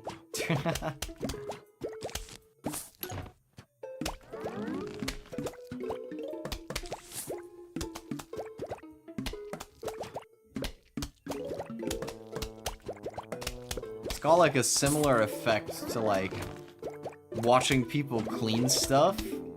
Watching people clean stuff is such like a satisfying niche of videos. Like, you guys ever see, there's this one guy that I always see that's really big on YouTube Shorts, where he just owns a pressure washer, and he'll go to like random people's like houses in the neighborhood and just like completely clear out their driveway or like their lawn or whatever. And there's just like years and years of like gunk built up or whatever, and he just fucking blasts all of it. I love seeing stuff like that. Okay, wait, let me try the Doom Shroom. Let's see how big this explosion is. Oh, that's like a, I can hit the entire board like a sized explosion. God damn. Okay. Holy. I assume I can't do anything about this crater. I assume the crater is just gonna like be there now, and I just gotta deal with that, but I mean, literally nuking the entire board is kind of worth. It'll eventually clear itself? I see. Okay, okay. So it's like a super buffed cherry bomb that has the downside of leaving like a useless slot. But it's all the way at the front, so it's not that useless, really. Like, it's not like you're losing that much. Go away. Go away, screen door, dude. I don't have another puff shroom ready right now. Yeah, okay. Takes a while, yeah. One dude who goes around cleaning people lawn and backyard for free. Yeah, it's like always nice seeing like videos like that. Cause like, it's just an everybody wins situation. It's like a cute video to see. The business gets like promotion for free, effective. Well, not for free, they're working, but it's promotional to their service. The person gets their stuff cleaned for free. It's like everybody wins in some way, you know? I like business models that can do that to some extent. Like, obviously there's reasonable limits on everything, but wholesome stuff like that, pretty nice. Zombies in my backyard, what's up, Jake? Yeah, bro. They're in. I guess I actually don't have a backyard, so they couldn't be in mine. Oh, I don't want to use my cooldown. All right, Hypno Shrone.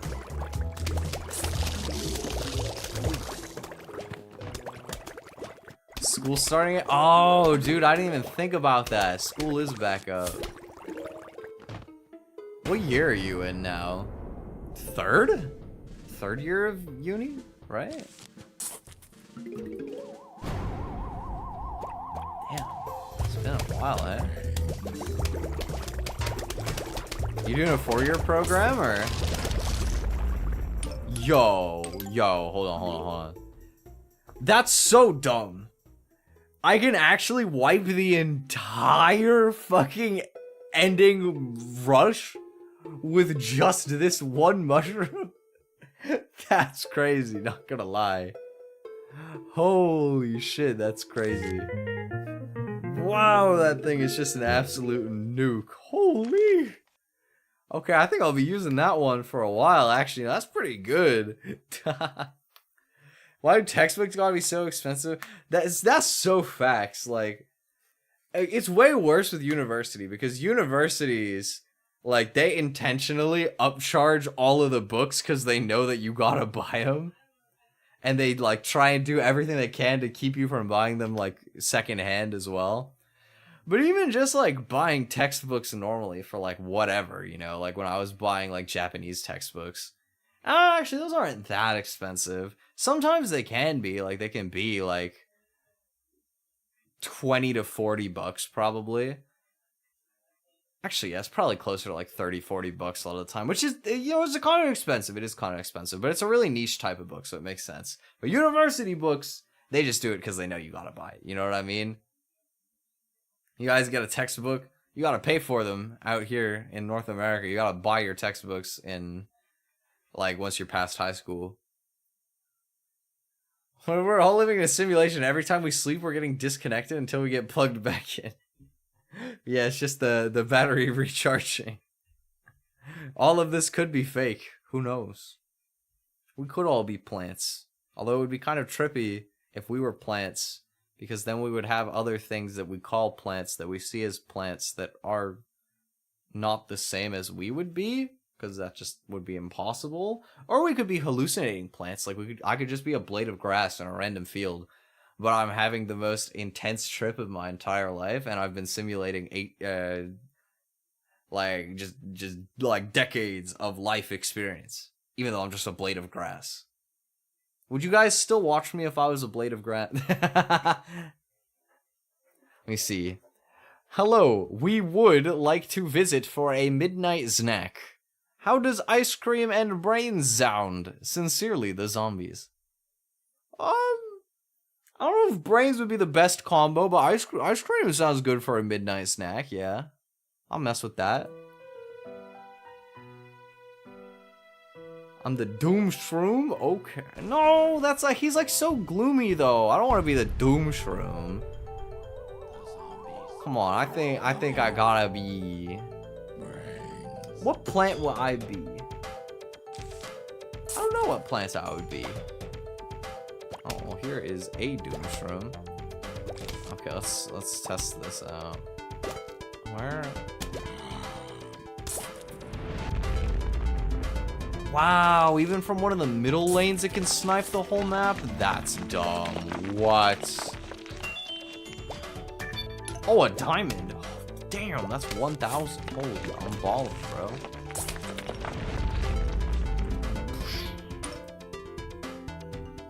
Peashooter. Oh, Peashooter's so basic, though.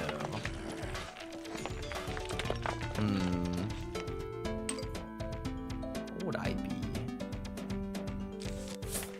What's like a cool plant to be?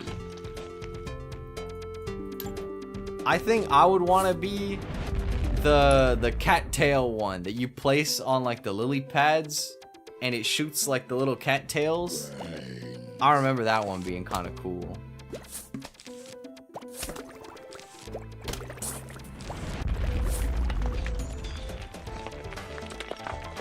No, not like the seaweed one.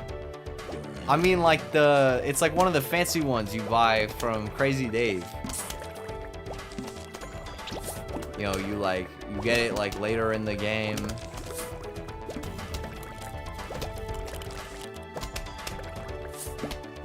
Yeah, like the cool epic one where you become a cat. I don't know. Dude, that Doom Shroom has like actually absurd range, I swear. How does it just like blow up the entire map? Like, that's so stupid.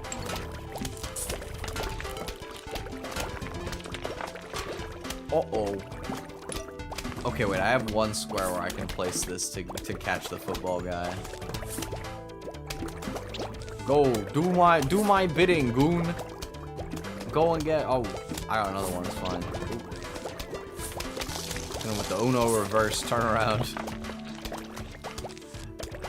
Ain't having none of that today.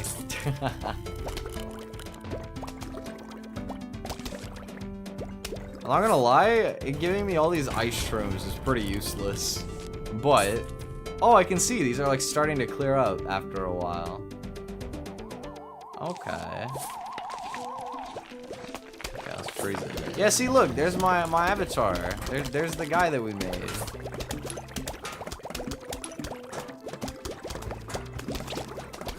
Our zombie OC. God, that's such a stupid sentence.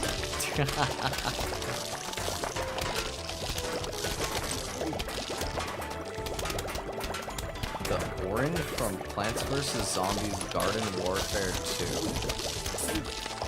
I have to look that one up. I'll see you after this. Let me finish cooking these nerds.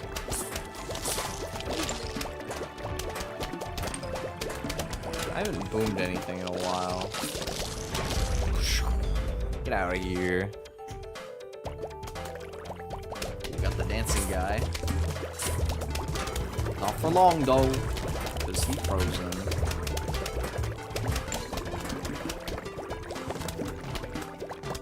Okay, see, I want to use the Grave Buster up here, but I think that it's just gonna like die. Oh, I can freeze them and then pop it. Oh, that's a genius combo right there. Sequence it like a fighting game move. Alright, around. I need one more Grave Buster. God. Okay, I need to. Okay, yeah, perfect. Yay!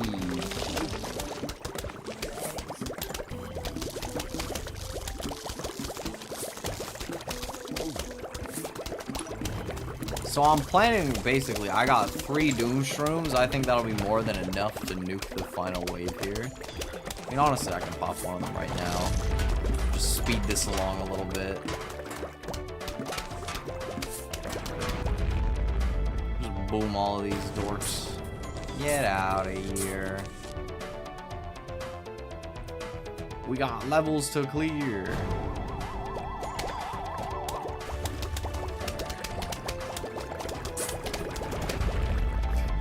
It's so dumb that you can actually just delete like 30 of them at once with just one thing. that Doom Shroom is so cracked, man. Lily Pad lets you plant non-aquatic plants on top of it. Ooh. The orange from PvZ Garden Warfare 2.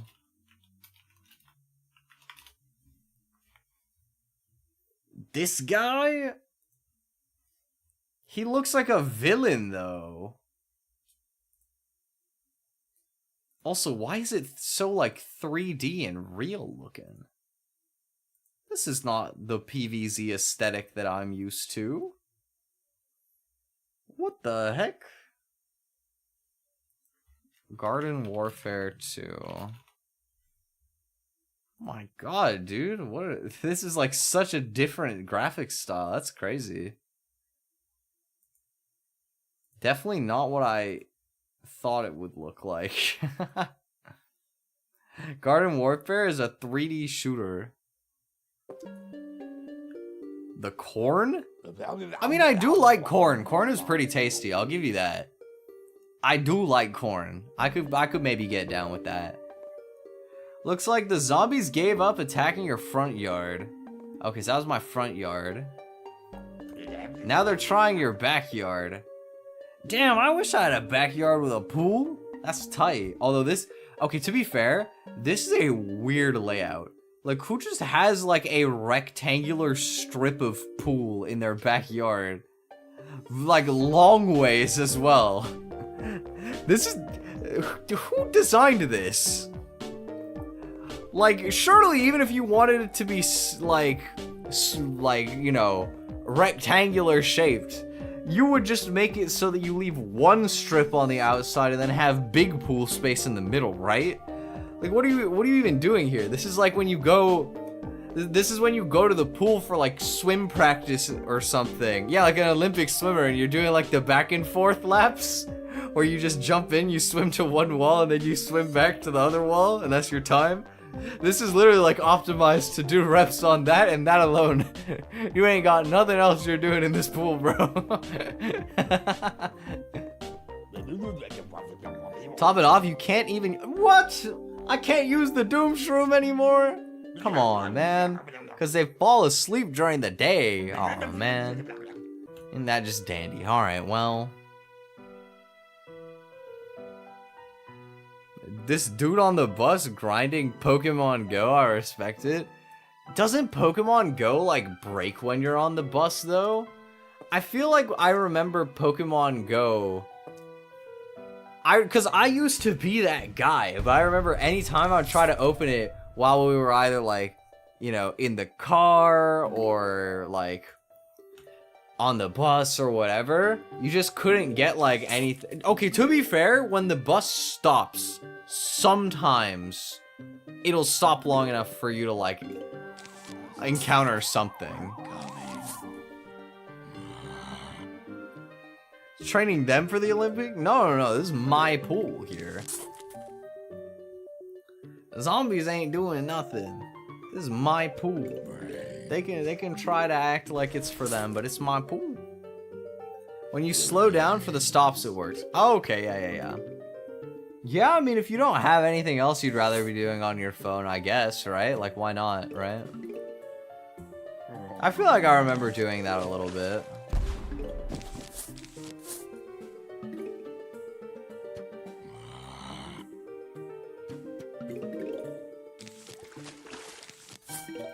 Crazy Dave remodeled your house?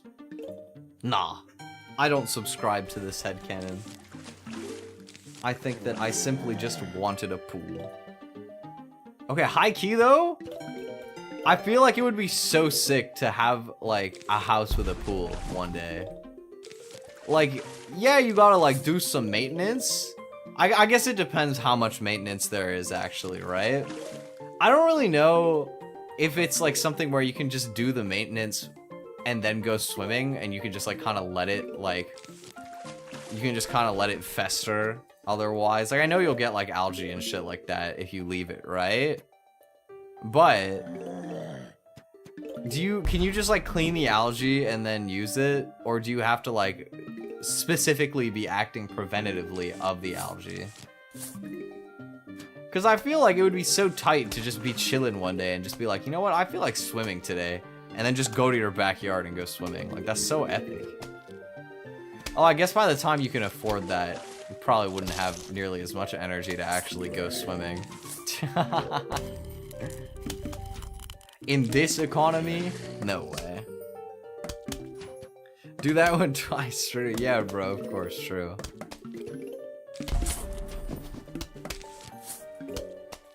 Infinitely better. Oh my god, he has like a duck floaty. I love those.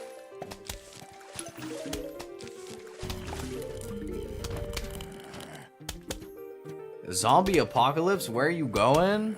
I'm not gonna lie, bro. Zombie apocalypse, it's over for me. I'm not even gonna act like I would have some like plan for that. If it's a zombie apocalypse, I'm cooked, man.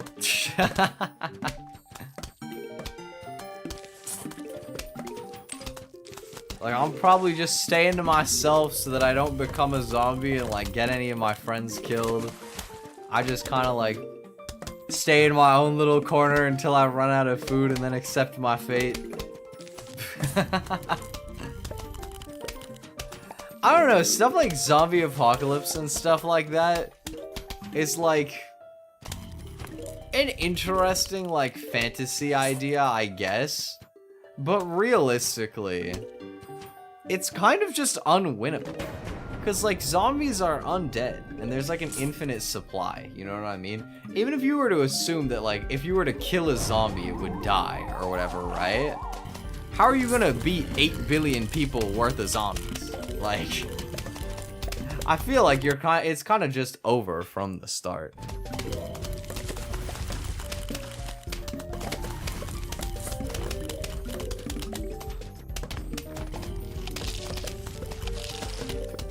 Yo, they eat in slow motion when you chill them? That's kind of funny, actually. I didn't notice that before. Going to Crazy Dave's? Okay, true, that's a good strat. That's a good strat. I mean, if you're friends with Crazy Dave, probably a good idea. I don't know. I feel like the core problem with the zombie apocalypse hypothetical is how do you ever make food work? Because our society is not designed around having long-term food supplies, right? Like, you just buy food as you need it to avoid waste, you know what I mean? And you don't tend to eat stuff that's intentionally not as good just because it lasts forever. And then, like, as soon as you're running out of food, everybody's running out of food, and then all the people will crowd where the food storage, like where the long-term food storage is at, and then everybody's just like cooked because you're just all in one place. Like, that's the worst thing that could happen in a zombie apocalypse, right? I don't understand how you could like make that work, you know what I mean? I feel like it would just be kind of doomed on the food side of things. It wouldn't spread because no one would go on a plane and run away if they're a zombie.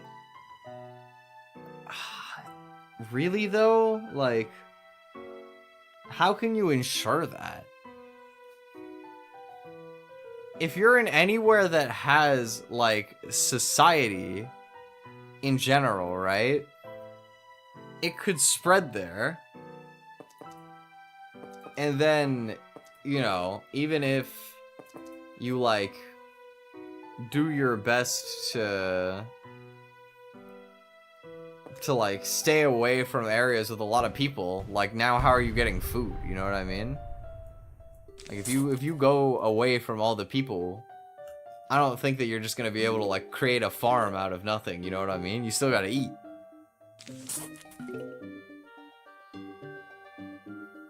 Plague Inc. logic closed down Greenland. How many people even live in Greenland? I feel like it must be, like, so little. As soon as you become a zombie, everybody knows you're a zombie. Even if we were to go off of the presumption that that is true, what makes you think that everybody, like, you have so much faith in other people that I just feel like is so unprecedented. You know how stupid people are? There is totally a couple dudes out there who would try and get bit by the zombie just because they're curious, you know what I'm saying?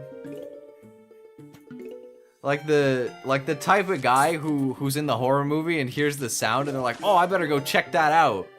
Like, that type of guy, they're out there, you know? And all it takes is you get, like, yeah, exactly. See, it would literally be like bro, like, people on TikTok, they be eating Tide Pods, like, they be literally consuming laundry detergent.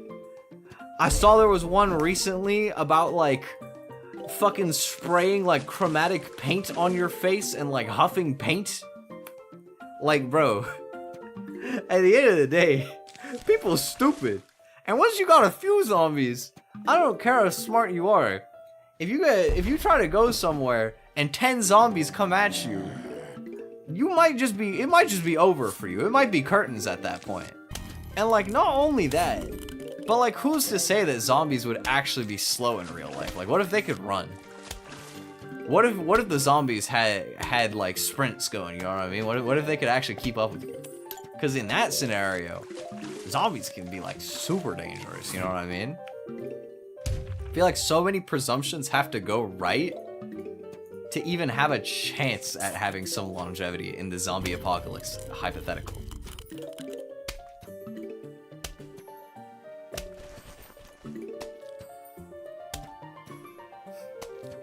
Also, no, I'm not the person that would go check out the sound in the horror movie. I mean, no, I don't think I would. I'm too scared of stuff like that.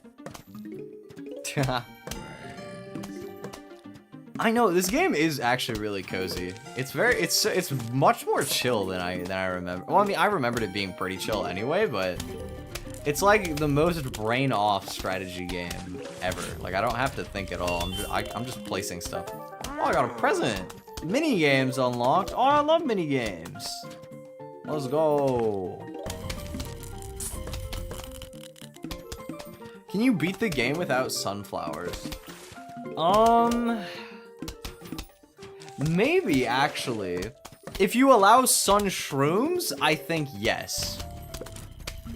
Otherwise, I think probably not. Cause like the night levels normally I think would be pretty impossible, and you don't get the sun shrooms until you beat the first one. But you could probably beat the first night level with only puff shrooms. I don't think there was anything that strong, you know? Okay, oh, that's a bucket head. Yeah, I'm just booming that guy. I'm not trying to deal with that. Man, I can't believe I can't just, like, nuke the entire lane anymore. What a ripoff.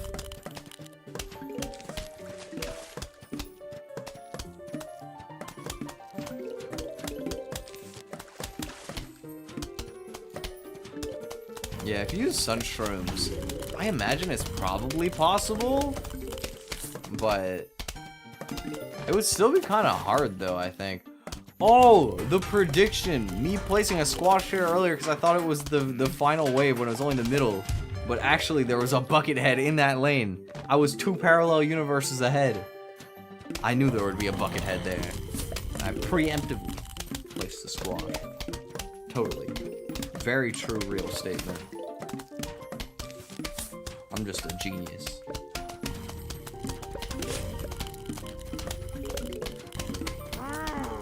An Albert Einstein born in the wrong era, if you will.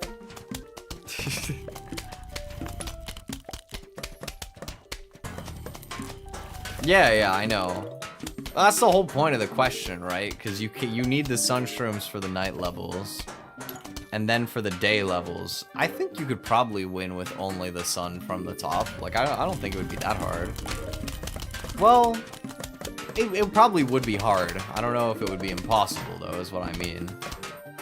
Cause, like, you got the lawnmowers, too. I feel like that's, like, an aspect of the game that's so forgettable when you're playing normally, is you just have, like, a whole-ass lawnmower that can literally solo an entire lane if they happen to get past everything, you know? Like, they really, really baby-proofed this game in a lot of ways. Kind of funny.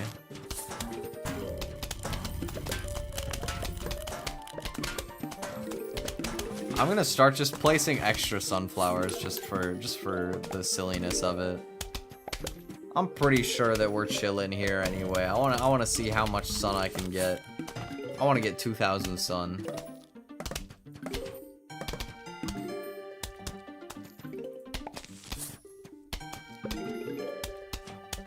I think we'll make it to 2,000.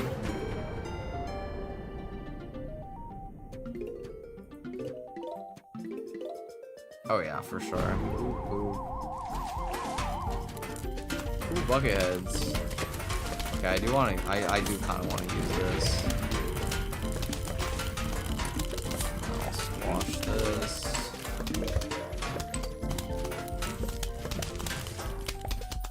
Oh, I can't play a potato mine on the lily? Come on, man. Why? Oh, I have so much money. I'm balling out, man.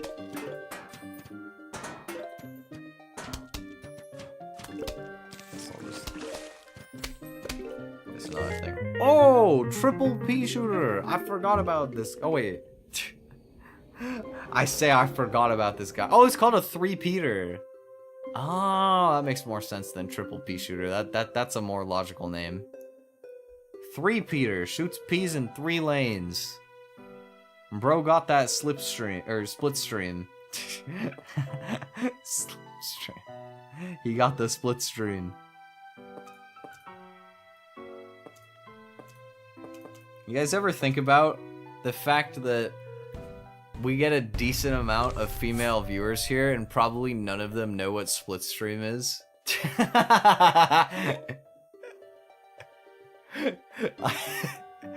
That's such a stupid thought. Why did I even think about saying that out loud? Hey. Hello. What's up, Kaylin? How's it going? Summon.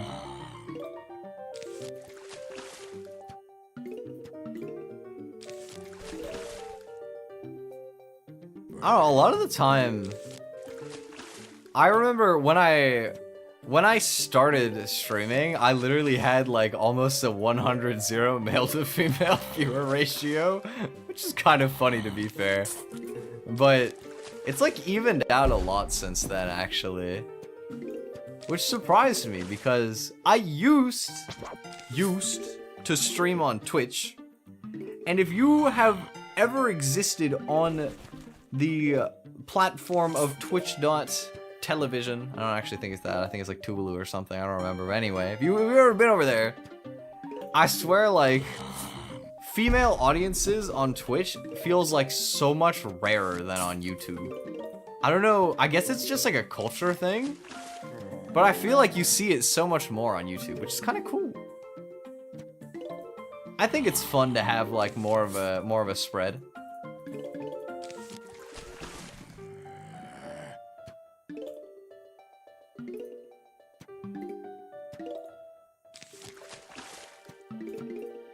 You know, like back on Twitch, you know, everybody low-key kind of no, okay, well, not everybody's the same, but you know, I definitely feel like you get a lot more different types of chatters on YouTube. I feel like on Twitch it feels like more of a hive mind at times. Like, I don't know, when I was on Twitch, you know, you kind of just expect like the whole chat to like act the exact same a lot of the time.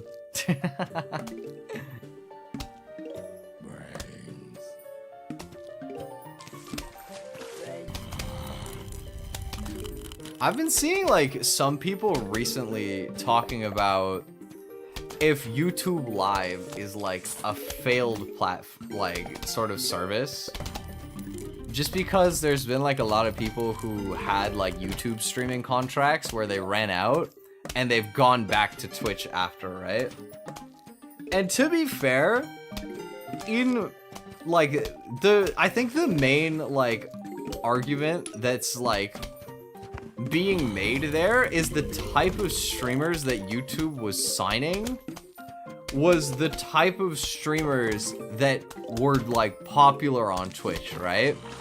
Like they were effectively willing to shell out to try and like bring some of that culture over to YouTube, and it kind of didn't pan out because they didn't invest enough in like live features to, well, they didn't want, I guess they either didn't want or couldn't be asked to make it like Twitch, which I think is overall good. I kind of like certain aspects of YouTube streaming a lot better. That was a misclick.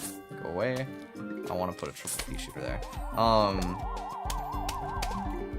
But I feel like it is kind of like an interesting thing because there are some people who are like so into like the Western streaming sphere that they see like, oh, some people like ended their YouTube contract and went back to Twitch, or at least they started multi-streaming or whatever.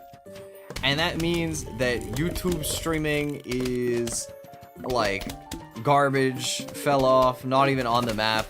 And you actually look at like, you look at the numbers and it's like, it depends like where in the world you are in a lot of ways.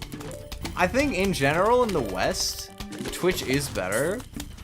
But also for like VTubers specifically, there is actually like a little bit more of like a dichotomy to it, you know what I mean? Like both are much more viable in that instance, I feel like. That's not to say that it's not viable to stream on YouTube otherwise, but there's less advantage, I suppose. But on YouTube, there's like a certain like, I mean, just like VTubers in general, I guess, kind of, there's like that culture that's been built by like a lot of the agencies, right? To where like it's much more normalized to watch streams on YouTube. And something that I love about YouTube streams is the VOD system.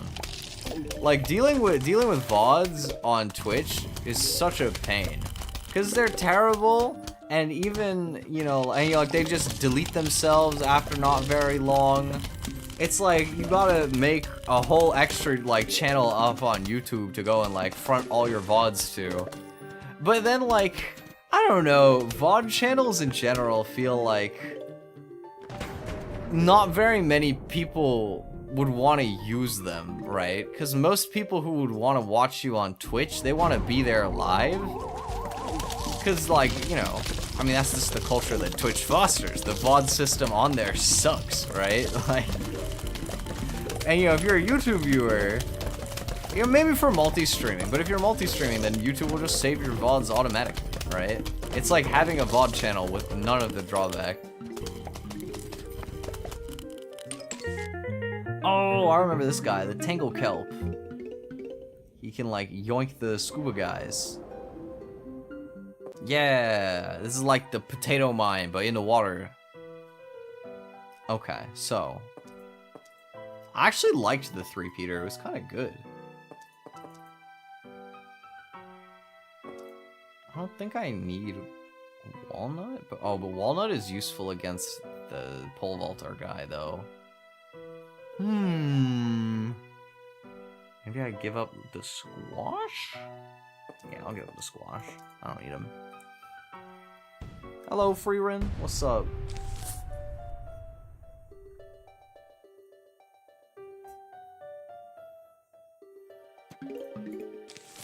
Yo, I saw a post like a week ago that kind of made me smile.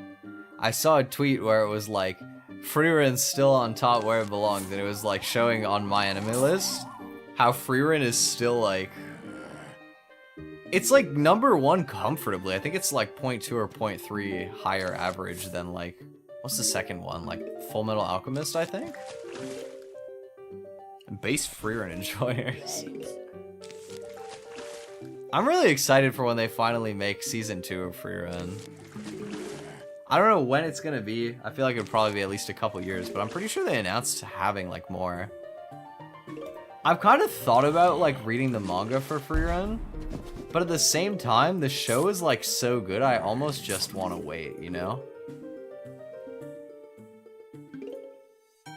One that, oh my god, that reminded me though. I need to read Bloom Into You. Because Bloom Into You was a really good anime, but it got cut short and it got rushed at the end. And it kind of like threw it off. And it's not like too long. I wanted to read that because apparently the ending is good.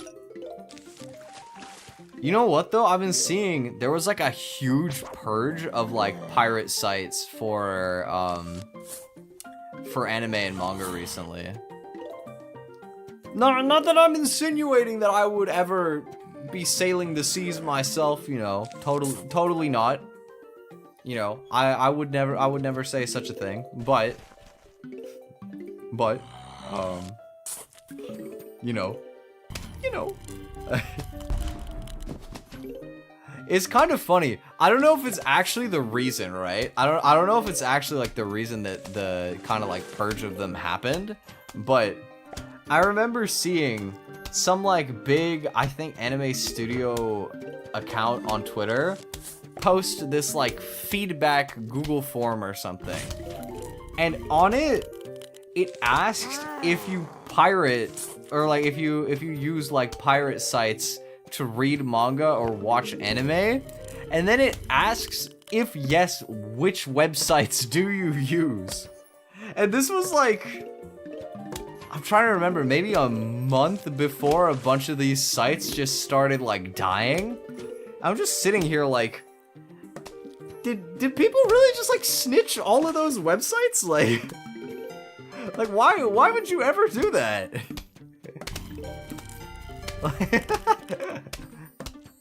I don't know, cause I don't know. It seemed like too convenient. You know what I mean? The sequencing of it just seemed too unlikely for them to be unrelated.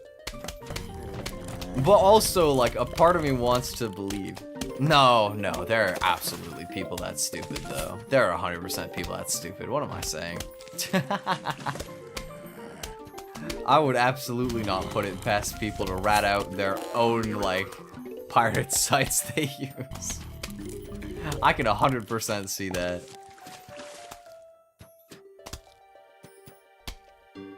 But it is funny though that people would do that.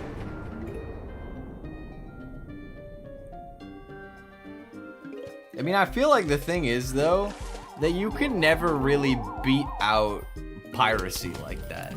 Like if people are mass pirating a service, usually it's not like, you know, they really want to be using the paid version, but they just, you know, they might as well have it for free instead. It's usually like they can't be asked with the paid service.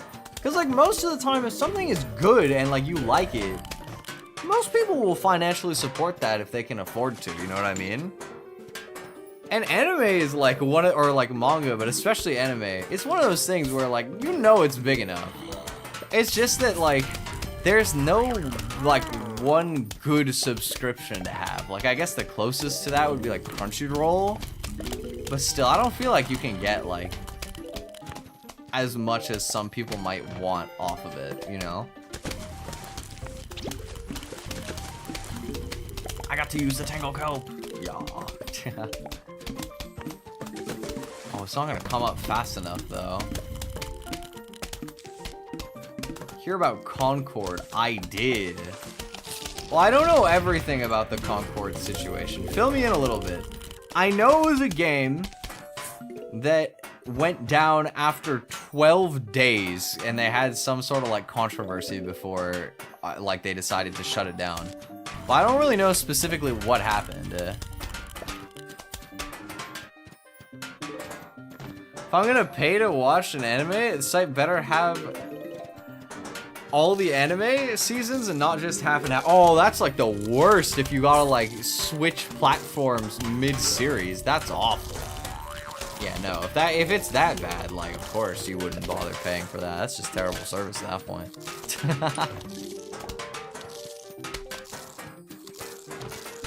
Only got 700 players. What was, so like, I don't really know. Is Concord like an indie game or was it like a studio that made it? Like, I don't really know the situation that much. It was a game that was 8 years in development and they spent 200 mil? What? That's so much money. Dude, that budget is ridiculous. What, 200 million? And nobody played it? There's no way. There's actually no way. No. How do you even make a bad game with 200 million budget? You can do like anything you want with that. How is, that's impressive that you can even, that's almost more impressive than if the game was successful. Yeah, I saw they took it offline and refunded everyone. But like, dude.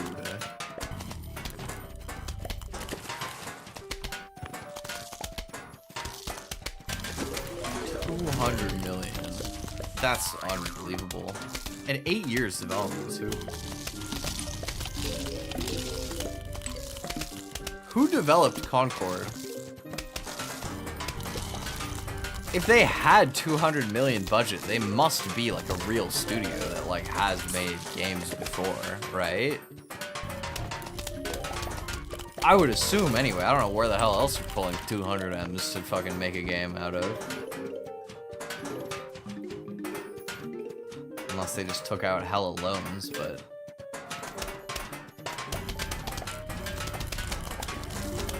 Just funny that a 2D plant game from 2009 is more fun than a AAA game with $200 million budget. Honestly, that's one of the best ways I've ever heard it summed up, to be honest. Like, modern day AAA, low-key sucks. I'm not gonna lie. Sometimes you get something fine. But a lot of AAA games nowadays just feel so soulless, man. That's the real problem is the games feel soulless. Like, if you play an indie game, like, they made that because they thought it would be a good game, not as, like, a cash grab, you know what I mean?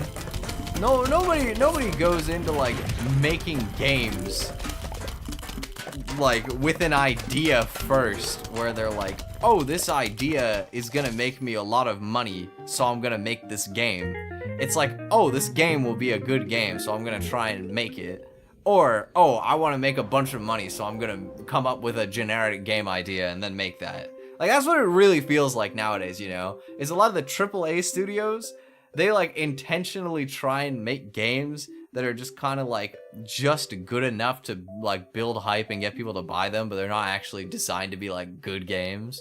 But a lot of indie games are like entirely, like the whole strategy is like just make a good enough game that like word of mouth, you'll like pick up a lot of advertising and people like talking up your game, you know? Yeah, exactly. Well, I'm not gonna say that game developers in the AAA sphere don't care about gameplay and story. I think it's more like the company doesn't give them the space, the time, the budget, like the creative freedom that they need to like make something really good on that scale. It's more like they have like a business idea and then they hire people and they're like, all right, make my garbage, and then the people are like, okay, you know, I mean, I guess, and then, you know, they make it. Like, I feel like it's probably more like that, because you don't build the skills to develop stuff like AAA games without like actually caring about making good games, you know what I mean? Like, you just don't make it that far up the ladder without doing that. You sell your soul at some point along the way, I feel like. Anyway, Crazy Dave's Twitty Dinkies. You found my car key. You know what that means? Crazy Dave's Twitty Dinkies is open for business. Okay. So, we got 20k for 9 slots. Gatling peas. You can turn your repeaters into Gatling peas that shoot 4 peas at a time. Twin sunflowers. Ooh, that would be kind of tight. Pool cleaners, add an extra line defense on the pool, and then the garden rake takes out the first zombie that steps on it, lasts for 3 levels. I think I want to save for the sunflowers. That seems pretty good. Twi Your, shut up, bro. I hate that actually kind of works. It's so close. Real little and mean. I didn't even see what he said before that. Defend your shins. Oh, they're teeny. Just a bunch of little guys. For real, for real. Okay. Boom.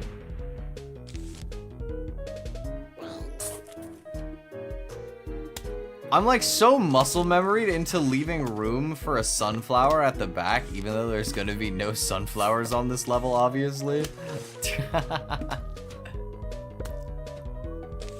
I don't know, man. It's just force of habit.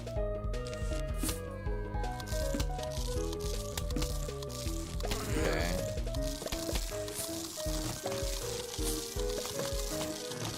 Dude, the crunching sounds on the walnuts. Oh my god. Oh my god, a football dude already? Chill, bro. I got 3 peashooters. I got like nothing. I don't even have anything yet. Alright. Oh, I didn't even notice the ones in the pool already as well. I do have a cherry bomb for them though, if I need it.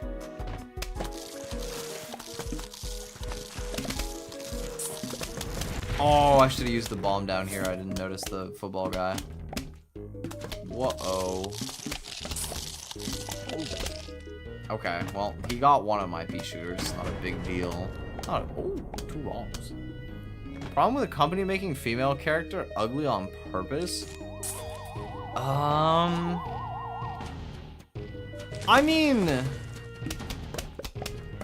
it's kind of, it is kind of dumb when like usually big studios try and do stuff like that.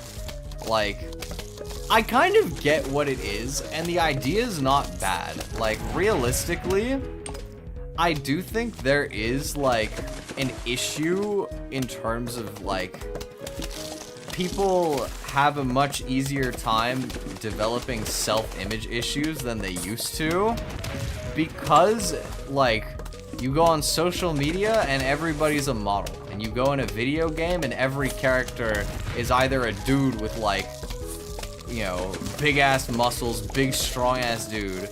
Or, you know, it's like a woman with huge tits and like a giant ass or whatever, like, you know. I feel like, and it makes sense because video games are like an escape, you know. They're not necessarily meant to reflect real beauty standards. But just like consuming stuff like that constantly does have like an effect, and it's not necessarily a bad idea to create characters with more realistic standards. That being said, I do feel like a lot of the time, that's more of an issue for like social media than like games. Like, yeah, exactly. Like sometimes they will just straight up like make a character that's not that like appealing to look at, and it's like, oh, you're playing a game, of course you want to have a character that's nice to look at. Like, yeah, like you say, you know, it doesn't necessarily have to be sexualized, but a lot of the time they do end up sexualized anyway, but you know. I don't know, we'll always see like fringe cases of that. It's just the corporate, like, PR media version of, like, oh, I'm not like the other girls. Our character is plus-sized, and, you know, she has, like, whatever, you know, I don't know. Like, there'll be something, right? And I think that it's fine to have, like, rep like that. In fact, it can be good. But I also think that forcing it can be, like, cheesy and not really, like, do much for it. Like, if you want to make a story about, or, like, a game that tells the story about somebody who's plus-sized, that's cool. If you want to make a game that has a slidable feature so that you can have a plus-sized character if you want, that's cool. If you have a completely regular-ass game and you just randomly make the character plus-sized, like, as much as I have absolutely nothing against people who happen to be plus size, like, I think most people can agree that it wouldn't be as appealing, right? You lose in some ways because, like, if you're not a plus size person, you probably don't want to play as one. And even if you are, you still might not want to, like, deal with that in the game. Like, that's like your like chance to kind of get away from it, you know what I mean?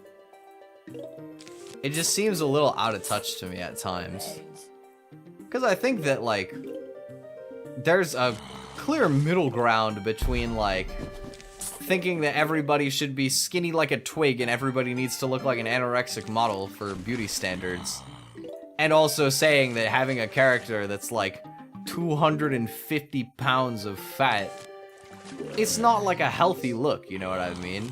I don't think that you're any, like, worse of a person because of that, but at the same time, like, it's not like an ideal scenario that you would, like, want somebody to be in. Like, if you care about somebody, you wouldn't want them to be like that, you know what I mean?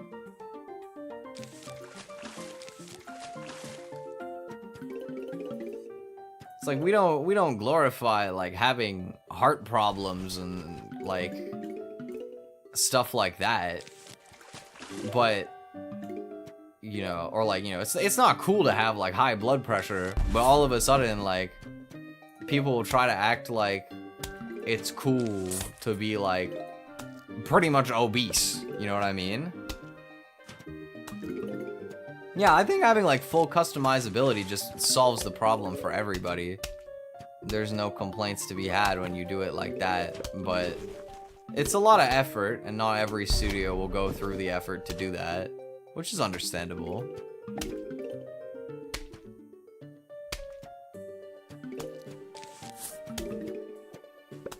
But yeah, I don't know. I think that in general, it doesn't really matter what you're trying to, like, shoehorn into something. If you, like, make a really forced stereotype onto the main character of, like, a game or a story, movie, whatever, you're just basically signing away relatability for a lot of the people consuming it, you know what I mean? I think it's more of a personal issue than an issue of the company. I never played a game to look at the player models. Yeah, I mean, that's true. Like, I don't pick a game because of how the player models look, but I guess it's still like a subconscious factor in some ways, right? And like trying to force that onto people if it doesn't fit the story in some way will probably be a bit, it's like drawing attention to it, you know what I mean? I don't really think it would bother me in general much, but like if it was a good game, I don't think having an ugly like character model would really change much. But it is kind of like an unnecessary thing to do, I guess, in some ways.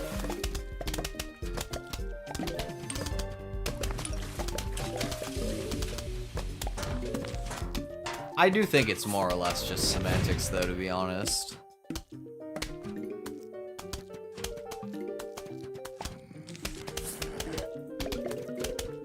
When it comes to games.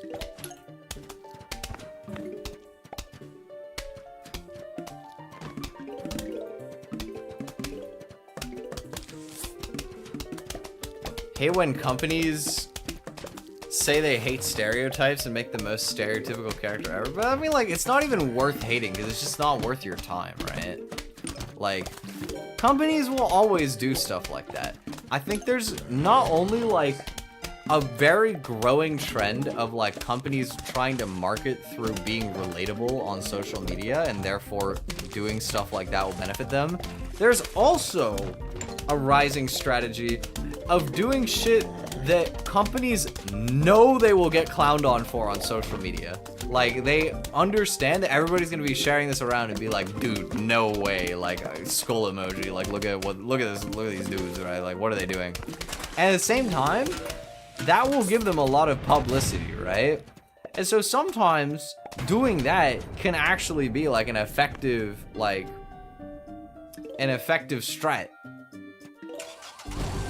And I think that the best thing you can do if you don't like it is just stop thinking about it. Just move on, ignore them, don't comment. That is the most damage you can possibly do when you see stuff like that, is to just not give it any of your energy, none of your time.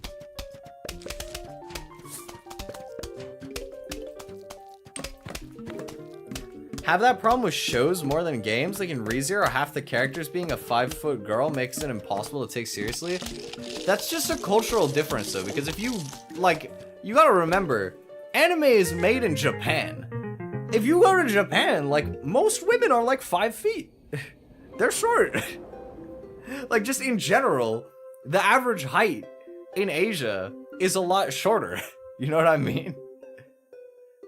Like, occasionally you might get a taller, like, woman, but, you know, it's the same with shows. Like, obviously they're gonna generalize it more, but that's just, like, average. It's like, you wouldn't think twice if you were watching an anime and there's, like, a 5'10" dude or whatever. But that's because, to be fair, they are playing into ideals, right? Everybody, I don't know about 6'2" man, though, because the thing is, because all the women are short, you don't have to be as tall as a guy to look really tall by comparison. Like, back at where I used to work, I was considered tall, even though I was 5'10", because most of my coworkers were anywhere in between like 5 and like 5'3", maybe 5'2", I don't know. Like, I worked with a bunch of Asian women, and just straight up, they were mostly short. You know, just keep it a bug, you know what I mean, right? And you know, height standards like that are different. Now, obviously, if we were being more realistic, the guys would be a little shorter too, and then it would be average. But, you know, I think in general, for stuff like that, they do try and, like, play up the extremes a little bit to create, like, the idealization. Yeah. They're all cute and sexual. Well, I mean, to be fair, in anime, all the guys are either a complete blank slate, super boring dude, so that it's perfectly easy to self-insert, like there's zero personality to him, or usually he's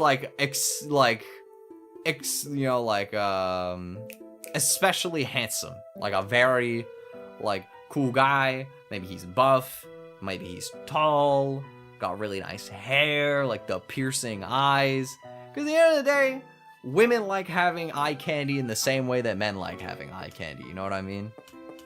Like, you're gonna see it pretty much no matter what.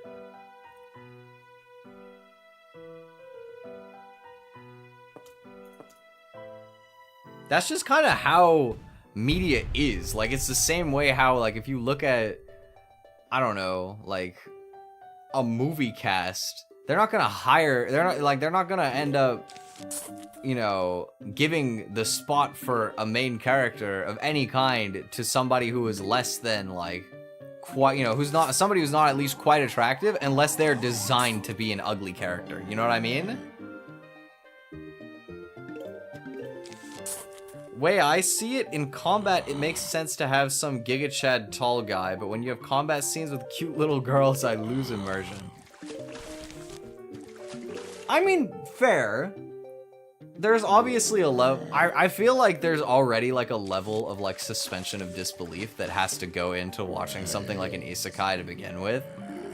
Cause like, you know, I think a lot of people don't talk about the fact that if you play a game with armor, you look at the guy's armor and it's like full clad body armor, and then you look at the girl's armor and there's like a fucking boob window, and like, you know, maybe her thighs are showing and they're just like long armor boots or something.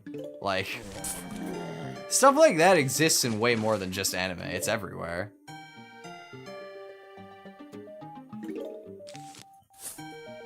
Sad truth is that, you know, sex sells. So they peddle it, like, basically everywhere. But I don't know. Maybe I'm just desensitized about it. I don't inherently, like, think twice about seeing, like, the cute characters. Maybe it's just because I like having cute characters.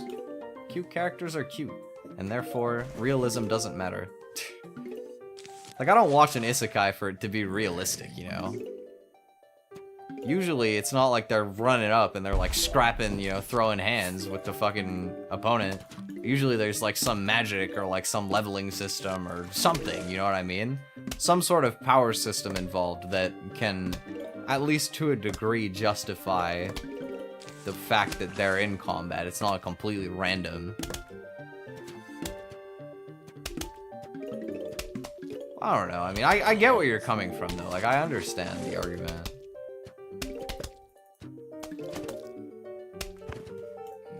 Preference media is stuff that's mostly serious and takes itself seriously too. Yeah, exactly. I mean, it depends what you're looking for, right? I think in general, if you're looking at cartoons, which anime, they are cartoons, like, you're not expecting realism. If anything, you're expecting, like, escapism out of that.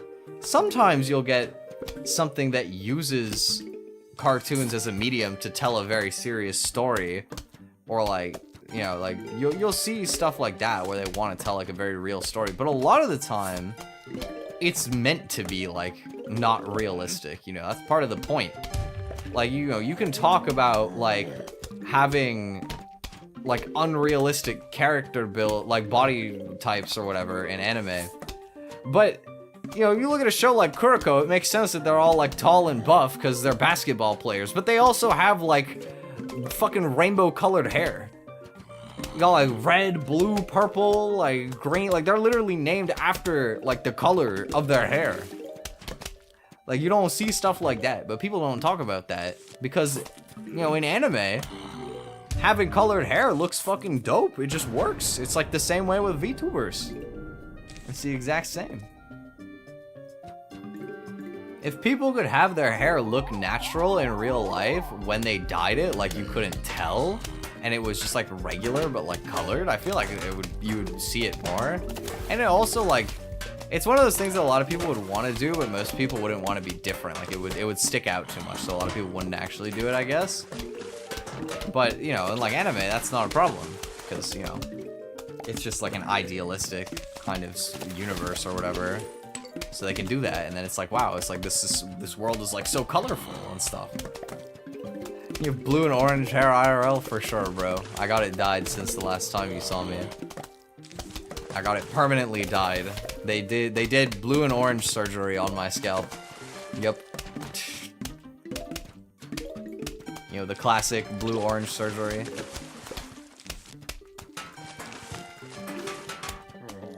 Alpha Chad, yeah.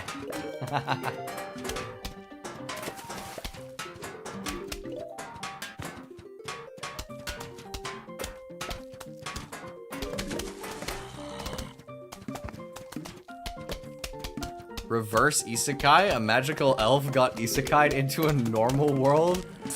That would be kind of funny, I suppose. Trying to think if I can think of, like, an example show of that. Because I feel like surely that exists out there, but I can't think of off the top of my head.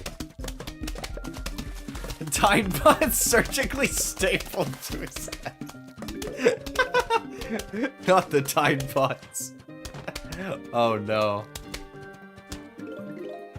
Nah, I just like burst a bunch of them. Like we like let it kind of like soak into my hair follicles so that it keeps the blue orange. Yeah. A very genius strat, actually. Bro, another Zomboni already? Get squashed. I don't know why, watching the Zamboni go flying, it's kind of funny.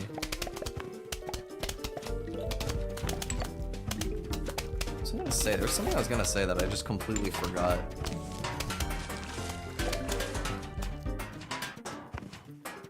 Oh, I remember. I was gonna say, I really like when you see, like... I don't watch isekai hardly ever anymore. It's been a long while since I actually watched an isekai anime.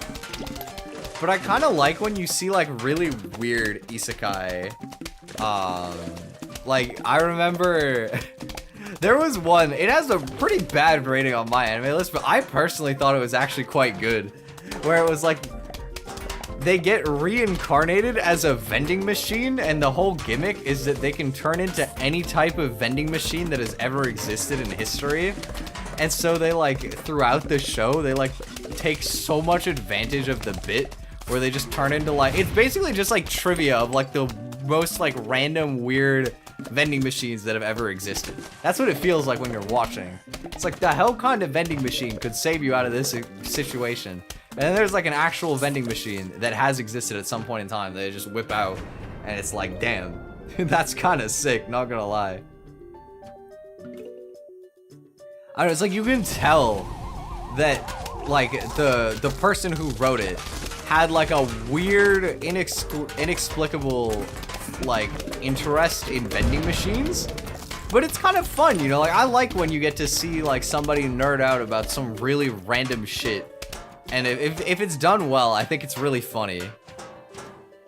It was such a goofy anime. I don't know why the ratings on it are like so low. It's like 6.5 or something, because it was like well done, you know. Like, I saw so many people being like, oh, this anime is so boring, you know, the gimmick is like super linear, and it's like, dude, like, what do you mean? We're all like 10 episodes in and they're still pulling out new vending machines. Like, they went so much further with it than I could have ever imagined.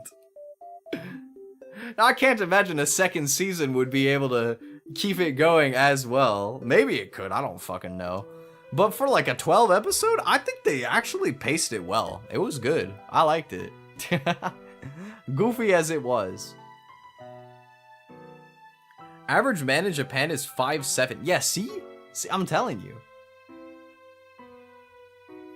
Romance with a character stuck to limited voice line. Yeah, the fact that he can actually pull game as a vending machine is so sick.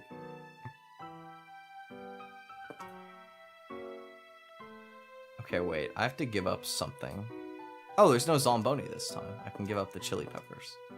Okay. Oh, there's no snorkel either. There is the dolphin, though. I don't really remember what the dolphin does. I just remember him being annoying.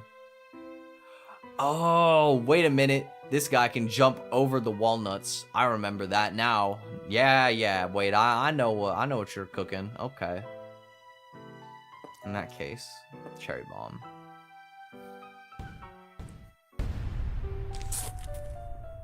Man, yeah. Weird thing is, getting taller just felt like everyone was shrinking around me, not that I actually got taller. How tall are you, Semi? Wait, how tall are you? Because I don't even know how tall you are. But I feel like you have to be pretty tall to make a statement like that. You gotta be at least like 6 foot, right? If you can say something like that. Okay, 5'11 and a half. Close enough, yeah. Not that big. Okay, buddy. Yeah.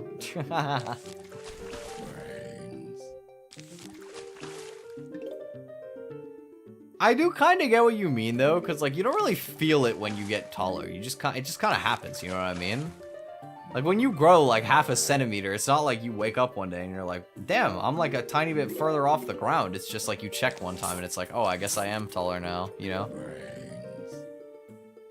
That's average in Belgium? Really? Nah, no shot. That's crazy. In North America, the average is like 5'10" for men. 5'11" is massive for an average height. That's so tall. Dude, that's like colossal. What the hell? Y'all are just giants down there. My experience is just noticing the progressive increase in is there enough oxygen up there jokes. Yeah, but you get to make the how's the weather down there joke, so it kind of balances out, you know? Like, you have the same power. Arguably, there's more short jokes you can tell than jokes that they can hit you with.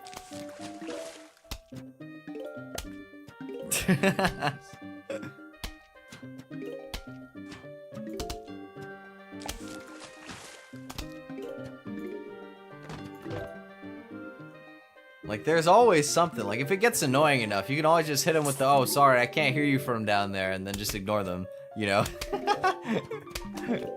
There's always a counterpunch when your opponent is short. It's just the simple truth. No, it is so mean. I don't actually use lines like that. Even if I did, I would, like, take it back, like, instantly, but... There is always the counterpunch. The thing is, when you're short, you have to develop humor as a survival tactic. So they gotta take the low blows where they can, you know what I mean? They gotta take every shot that they can fire at you. Short people. There you go. Hello. It's okay. I love short kings and short queens. Short people are always welcome because they make me look tall. No, I'm kidding. Okay, let me try the torchwood thing. Oh, yo! That's a cool sound effect. I want to have those. Okay. A huge wave of zombies. So it's probably gonna spawn the dolphin guy, right? I would imagine. Unless that's only gonna happen later? Maybe the dolphin rider isn't until later. Okay. I'm not complaining. No, there he is. It's okay. I got a nice little kelp with your name on it, sir. Get out of here. If I hide the ladder on the top shelf, what the— you don't even hide at that point. That's just a flex, right? You just put it there and you make them stare down their fate. Like they just know that they can't reach. Okay, that's so mean though. That is genuinely so toxic if you did that. But like, I mean, if you're already all the way in on being toxic if you're putting the ladder on the top shelf, like that's just messed up. That might be considered a war crime in some places, to be honest. I'm not sure. Violation of human rights. Definitely seems possible.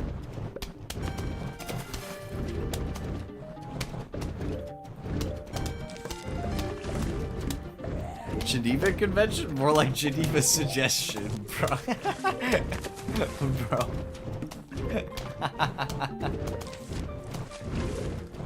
I mean, yeah, dude, true. What are they gonna do?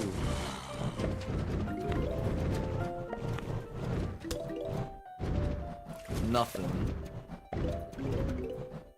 How are they gonna report it to the higher ups? They can't reach it. Got him.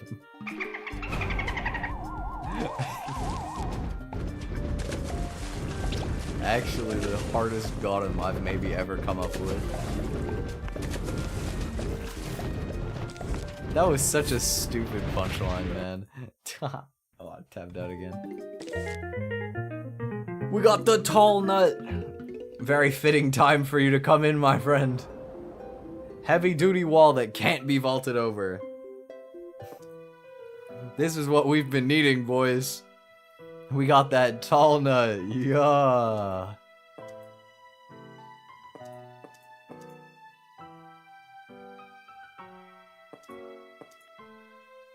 Alright, I think I'll give up on the torchwood. I don't need it. I don't need it. W tall nut, yes. Oh, by the way, Echo, you want to hang tonight? I'm probably going to stop when I get to World 4, and this is 3-9, so I got like 2 levels left. Hey. Nice.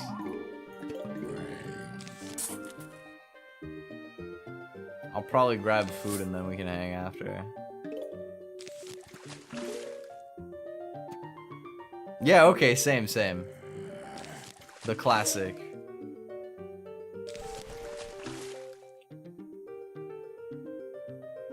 I don't know if I'm actually gonna like act on it, but I was talking earlier about how I'm kind of craving poutine a little bit. But the problem is, there's like one place near where I live that does poutine that I know of. And the only... Come on, man! Really? You're gonna hit me with a D's nuts joke right now? Really, man? It's okay. Poutine. I actually haven't heard that one before. I'm kind of surprised, because that's like... I used to always be trying to come up with stupid D's jokes. For one of my other old streamer friends.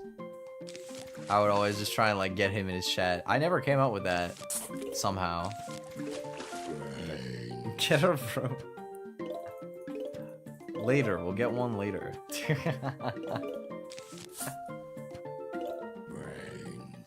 But yeah, I was like... I was looking at the one place that's near me, and the only image I can see on Google of their poutine, I kid you not, it is like... at least 4 like large servings worth. Like I swear you could almost make like a week's worth of fucking leftovers out of that fucking tray of poutine. I'll find the picture later. I'll find the picture after stream. Cause that thing was like just stupidly large. Like I don't even know. I was just looking at it and I was like, God, dude, like that is like YouTube video food challenge level of giant. I don't even know like what kind of regular person would be able to eat that.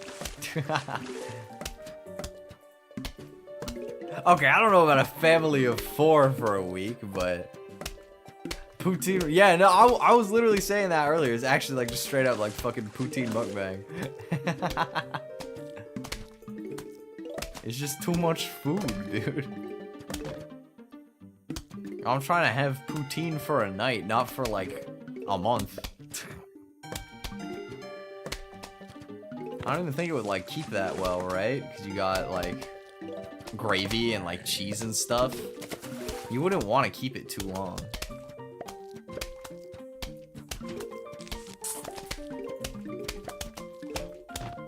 Oh, the squash didn't activate. That's unsatisfying. Oh well. We just got a squash chilling all the way back there now. He's never ever gonna come into play, but you know what? He's vibing.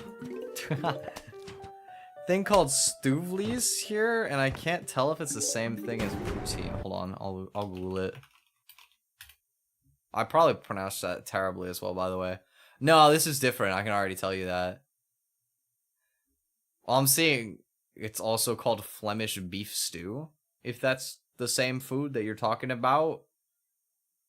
Also known as grandma's stew in French. And in French as carbonade flamande or whatever.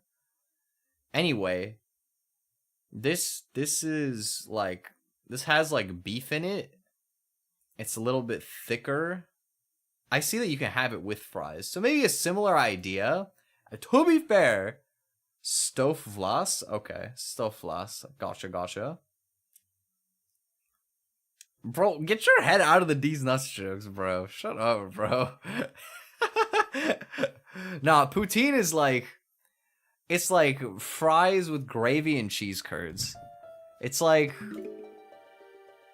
the gravy isn't really like thick. It doesn't have like stuff in it per se. He's in a bit of a sussy mood today. Bro is feeling silly right now, I can tell.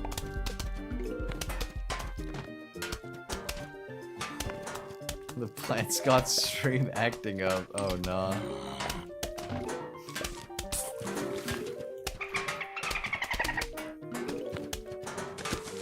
I'm just saying though, the three-peater though. No, I'm kidding. Oh my, nah, dude.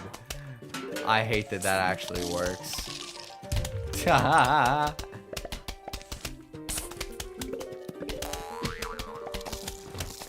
Oh my god, there was like a little like slap sound effect when he hit the tall nut. It's kind of epic. Wait, dude, there's so many waves on this level. Room for 3 on the 3-peater. No, my god. I'm just saying.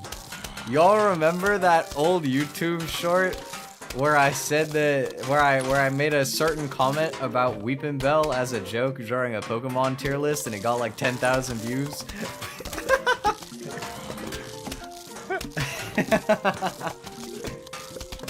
Oh man, that was my first video to hit 10K.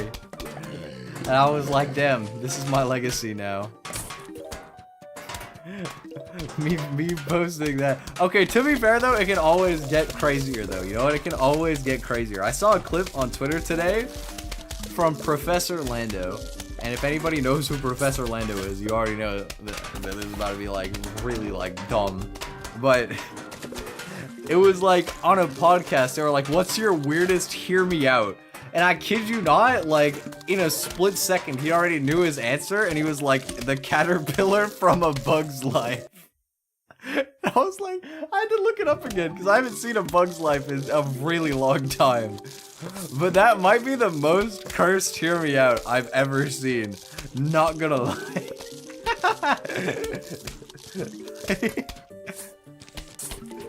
Like if you don't know it, just look it up. You'll know what I mean. This is like uglier than I remembered too. I forgot all about A Bug's Life, but as soon as like the character was mentioned, I could like immediately hear his voice in my head when I saw the picture again. Like, yeah, right. That's what I'm saying too. Like it's uglier than I remembered.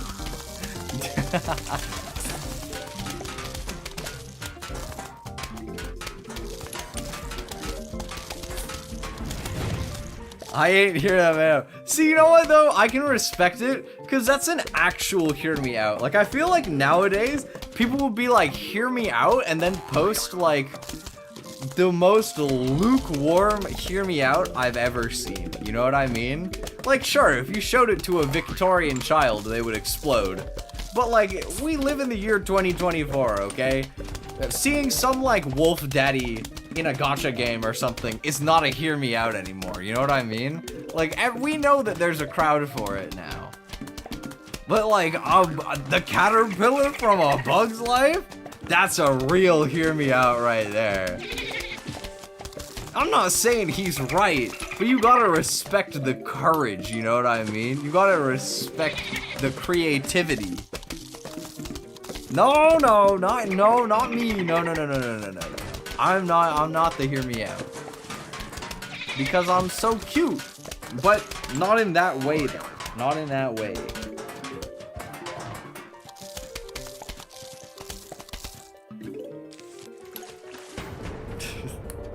Society's standard of freaky has significantly risen. 100%, bro.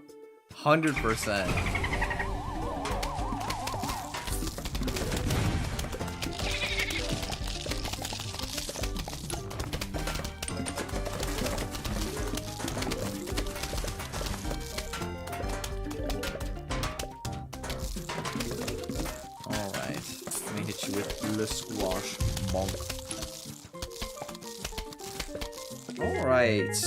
We got one more level.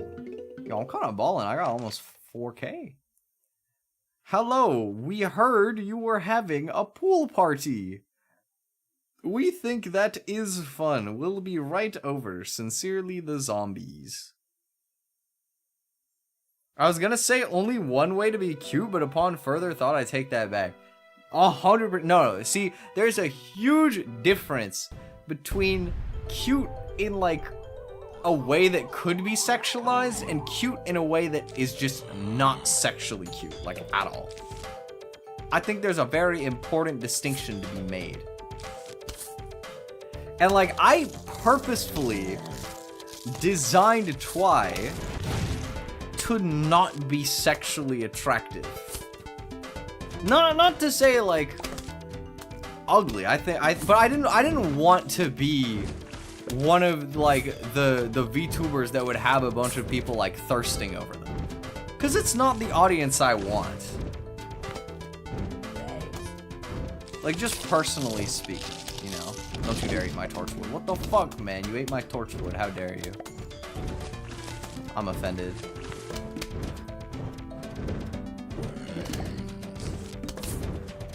I can't believe this happened. My precious torchwood. No, see, I understand there will likely at some point be people who will look at my character in a way that I would prefer they don't. But I can also like do my best to keep people away from that. Like as long as you don't express that to me, it's not really my problem, you know what I mean? But I would rather not have like NSFW art and stuff like that. Like there's a reason I don't have tags for that. It's because I don't really want them. Torchwood do be kind of hot though? True. Just look at that, like... Actually, wait, why is his mouth like on the complete other side of his face? That's a kind of crazy spread.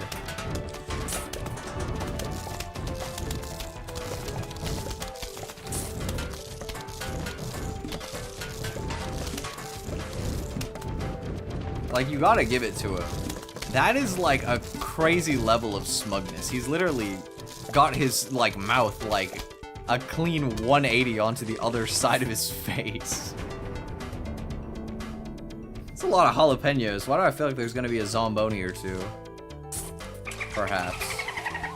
Okay, we got that. Oh, the spike trap breaks but immediately claps that. I see. Interesting. I didn't know how that worked, but now I do. No, I see the scuba guy. Oh, I think he's gonna get melted before he can eat the thing though, right? Oh yeah, he died so fast. Oh my god. Dude got absolutely deleted. Okay, I would like to get the tall nuts going in the pool. I do like having the tall nuts out in the pool. Ooh, big money. Yoink.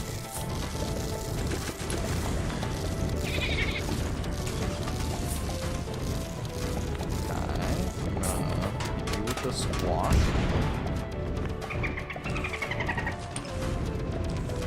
Put another squash here. I have so many like jalapenos, dude. Bean. Get out of my lobby.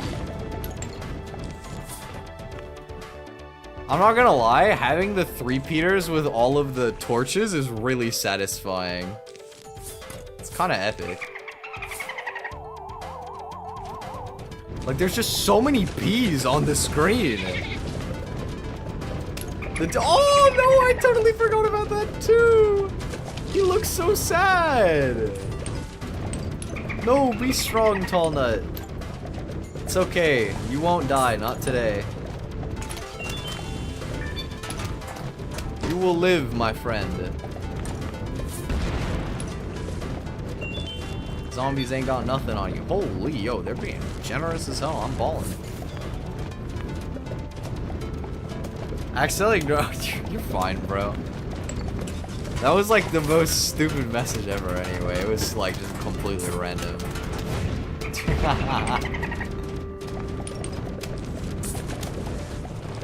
Oh, by the way, Sema, I don't know if you heard, but I forfeited the Terraria race because Sheen first tried fish rod and got tsunami.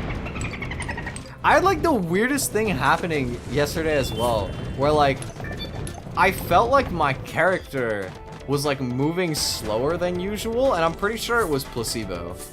But it felt so real because as soon as I stopped screen sharing, I immediately felt like I was moving faster, even though I had like no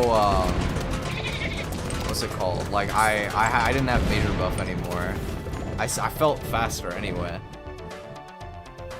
The stock Terraria character having less input delay. No, but it was because I was screen sharing. It was because Cheen was watching me. I was getting griefed by that. Had nothing to do with the character. Oh, I did take off the umbrella hat. Wait, maybe that was the input delay. No, but the adamantite has like particle effects when you give the full set like priority, so it doesn't make sense. Did you have frame skip on? Maybe? I don't know, actually. I'm not sure. Okay. I'm gonna be done for today, I think, with the Plants vs. Zombies. But now that you've told me this, now I have to look. I have to check if I have frame skip on Terraria now. If it's off, the game can slow down in single player to keep up. Wait, if it's turned off, it can slow down to... But I feel like, see, what I'm talking about, it was very much like a perceptive thing. Like, I felt like, relative to Duke Fishron, I wasn't running as fast. Which doesn't make sense. Logically, it makes no sense. Frame skip is on subtle right now.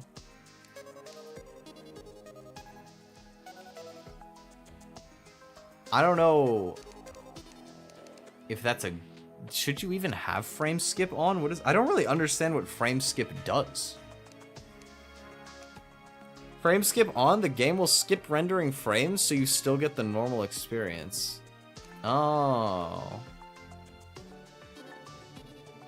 I would imagine on would be like, you would want it to be turned on then, right? On subtle, the animations are fine. I'll leave it on subtle. It's been working fine. It is what it is. Anyway, that was a fun little thing. I don't have it on subtle, so the frame-based animations are sped up because it's 240 FPS. Yeah, I'm only on 60 FPS, so it would probably just look normal anyway, I would imagine. But yeah. Anyway, it was a fun stream today. Thank you everybody for hanging out with me. I had a good time. What do we have this week? Oh yeah, we're doing competitive Pokemon on Friday. I'm actually really excited about this. I was rank 1 on Pokemon Showdown for a bit in this format, so I feel like surely we can just cruise up to master rank at least. I haven't decided if I'm gonna use the team that I used for rank 1 or if I'm gonna use a new team, just because I think that the team fell off a little bit, but we'll see. And then Saturday, Flash Games Part 2 is gonna be pretty fun. I'm excited. I had a lot of fun with the last time we did Flash Games, so I'm looking forward to doing some more. But yeah, thank you guys for hanging out. I'll be around. Oh, something else I wanted to give a quick shout to as well, actually, real quick. My friend Calico is doing a drawing stream tomorrow where they're trying to do like a VTuber for every letter of the alphabet. They're gonna do like sketches. I don't know if they're actually gonna have enough like people that gave them ref sheets or whatever, but she's doing that, and I'm gonna be in there. I noticed she didn't have anybody with a T, so I was like, oh okay, I'll slide my ref over, you know, maybe. And then she was like, yeah, I was waiting for you. I'm like, okay. So make sure to check that out. I'm not live tomorrow, but you should check out Calico because she's really cool. But anyway, thank you guys for hanging. Hope you have a wonderful rest of your day or evening, and I'll catch you on Friday, all right? Bye-bye.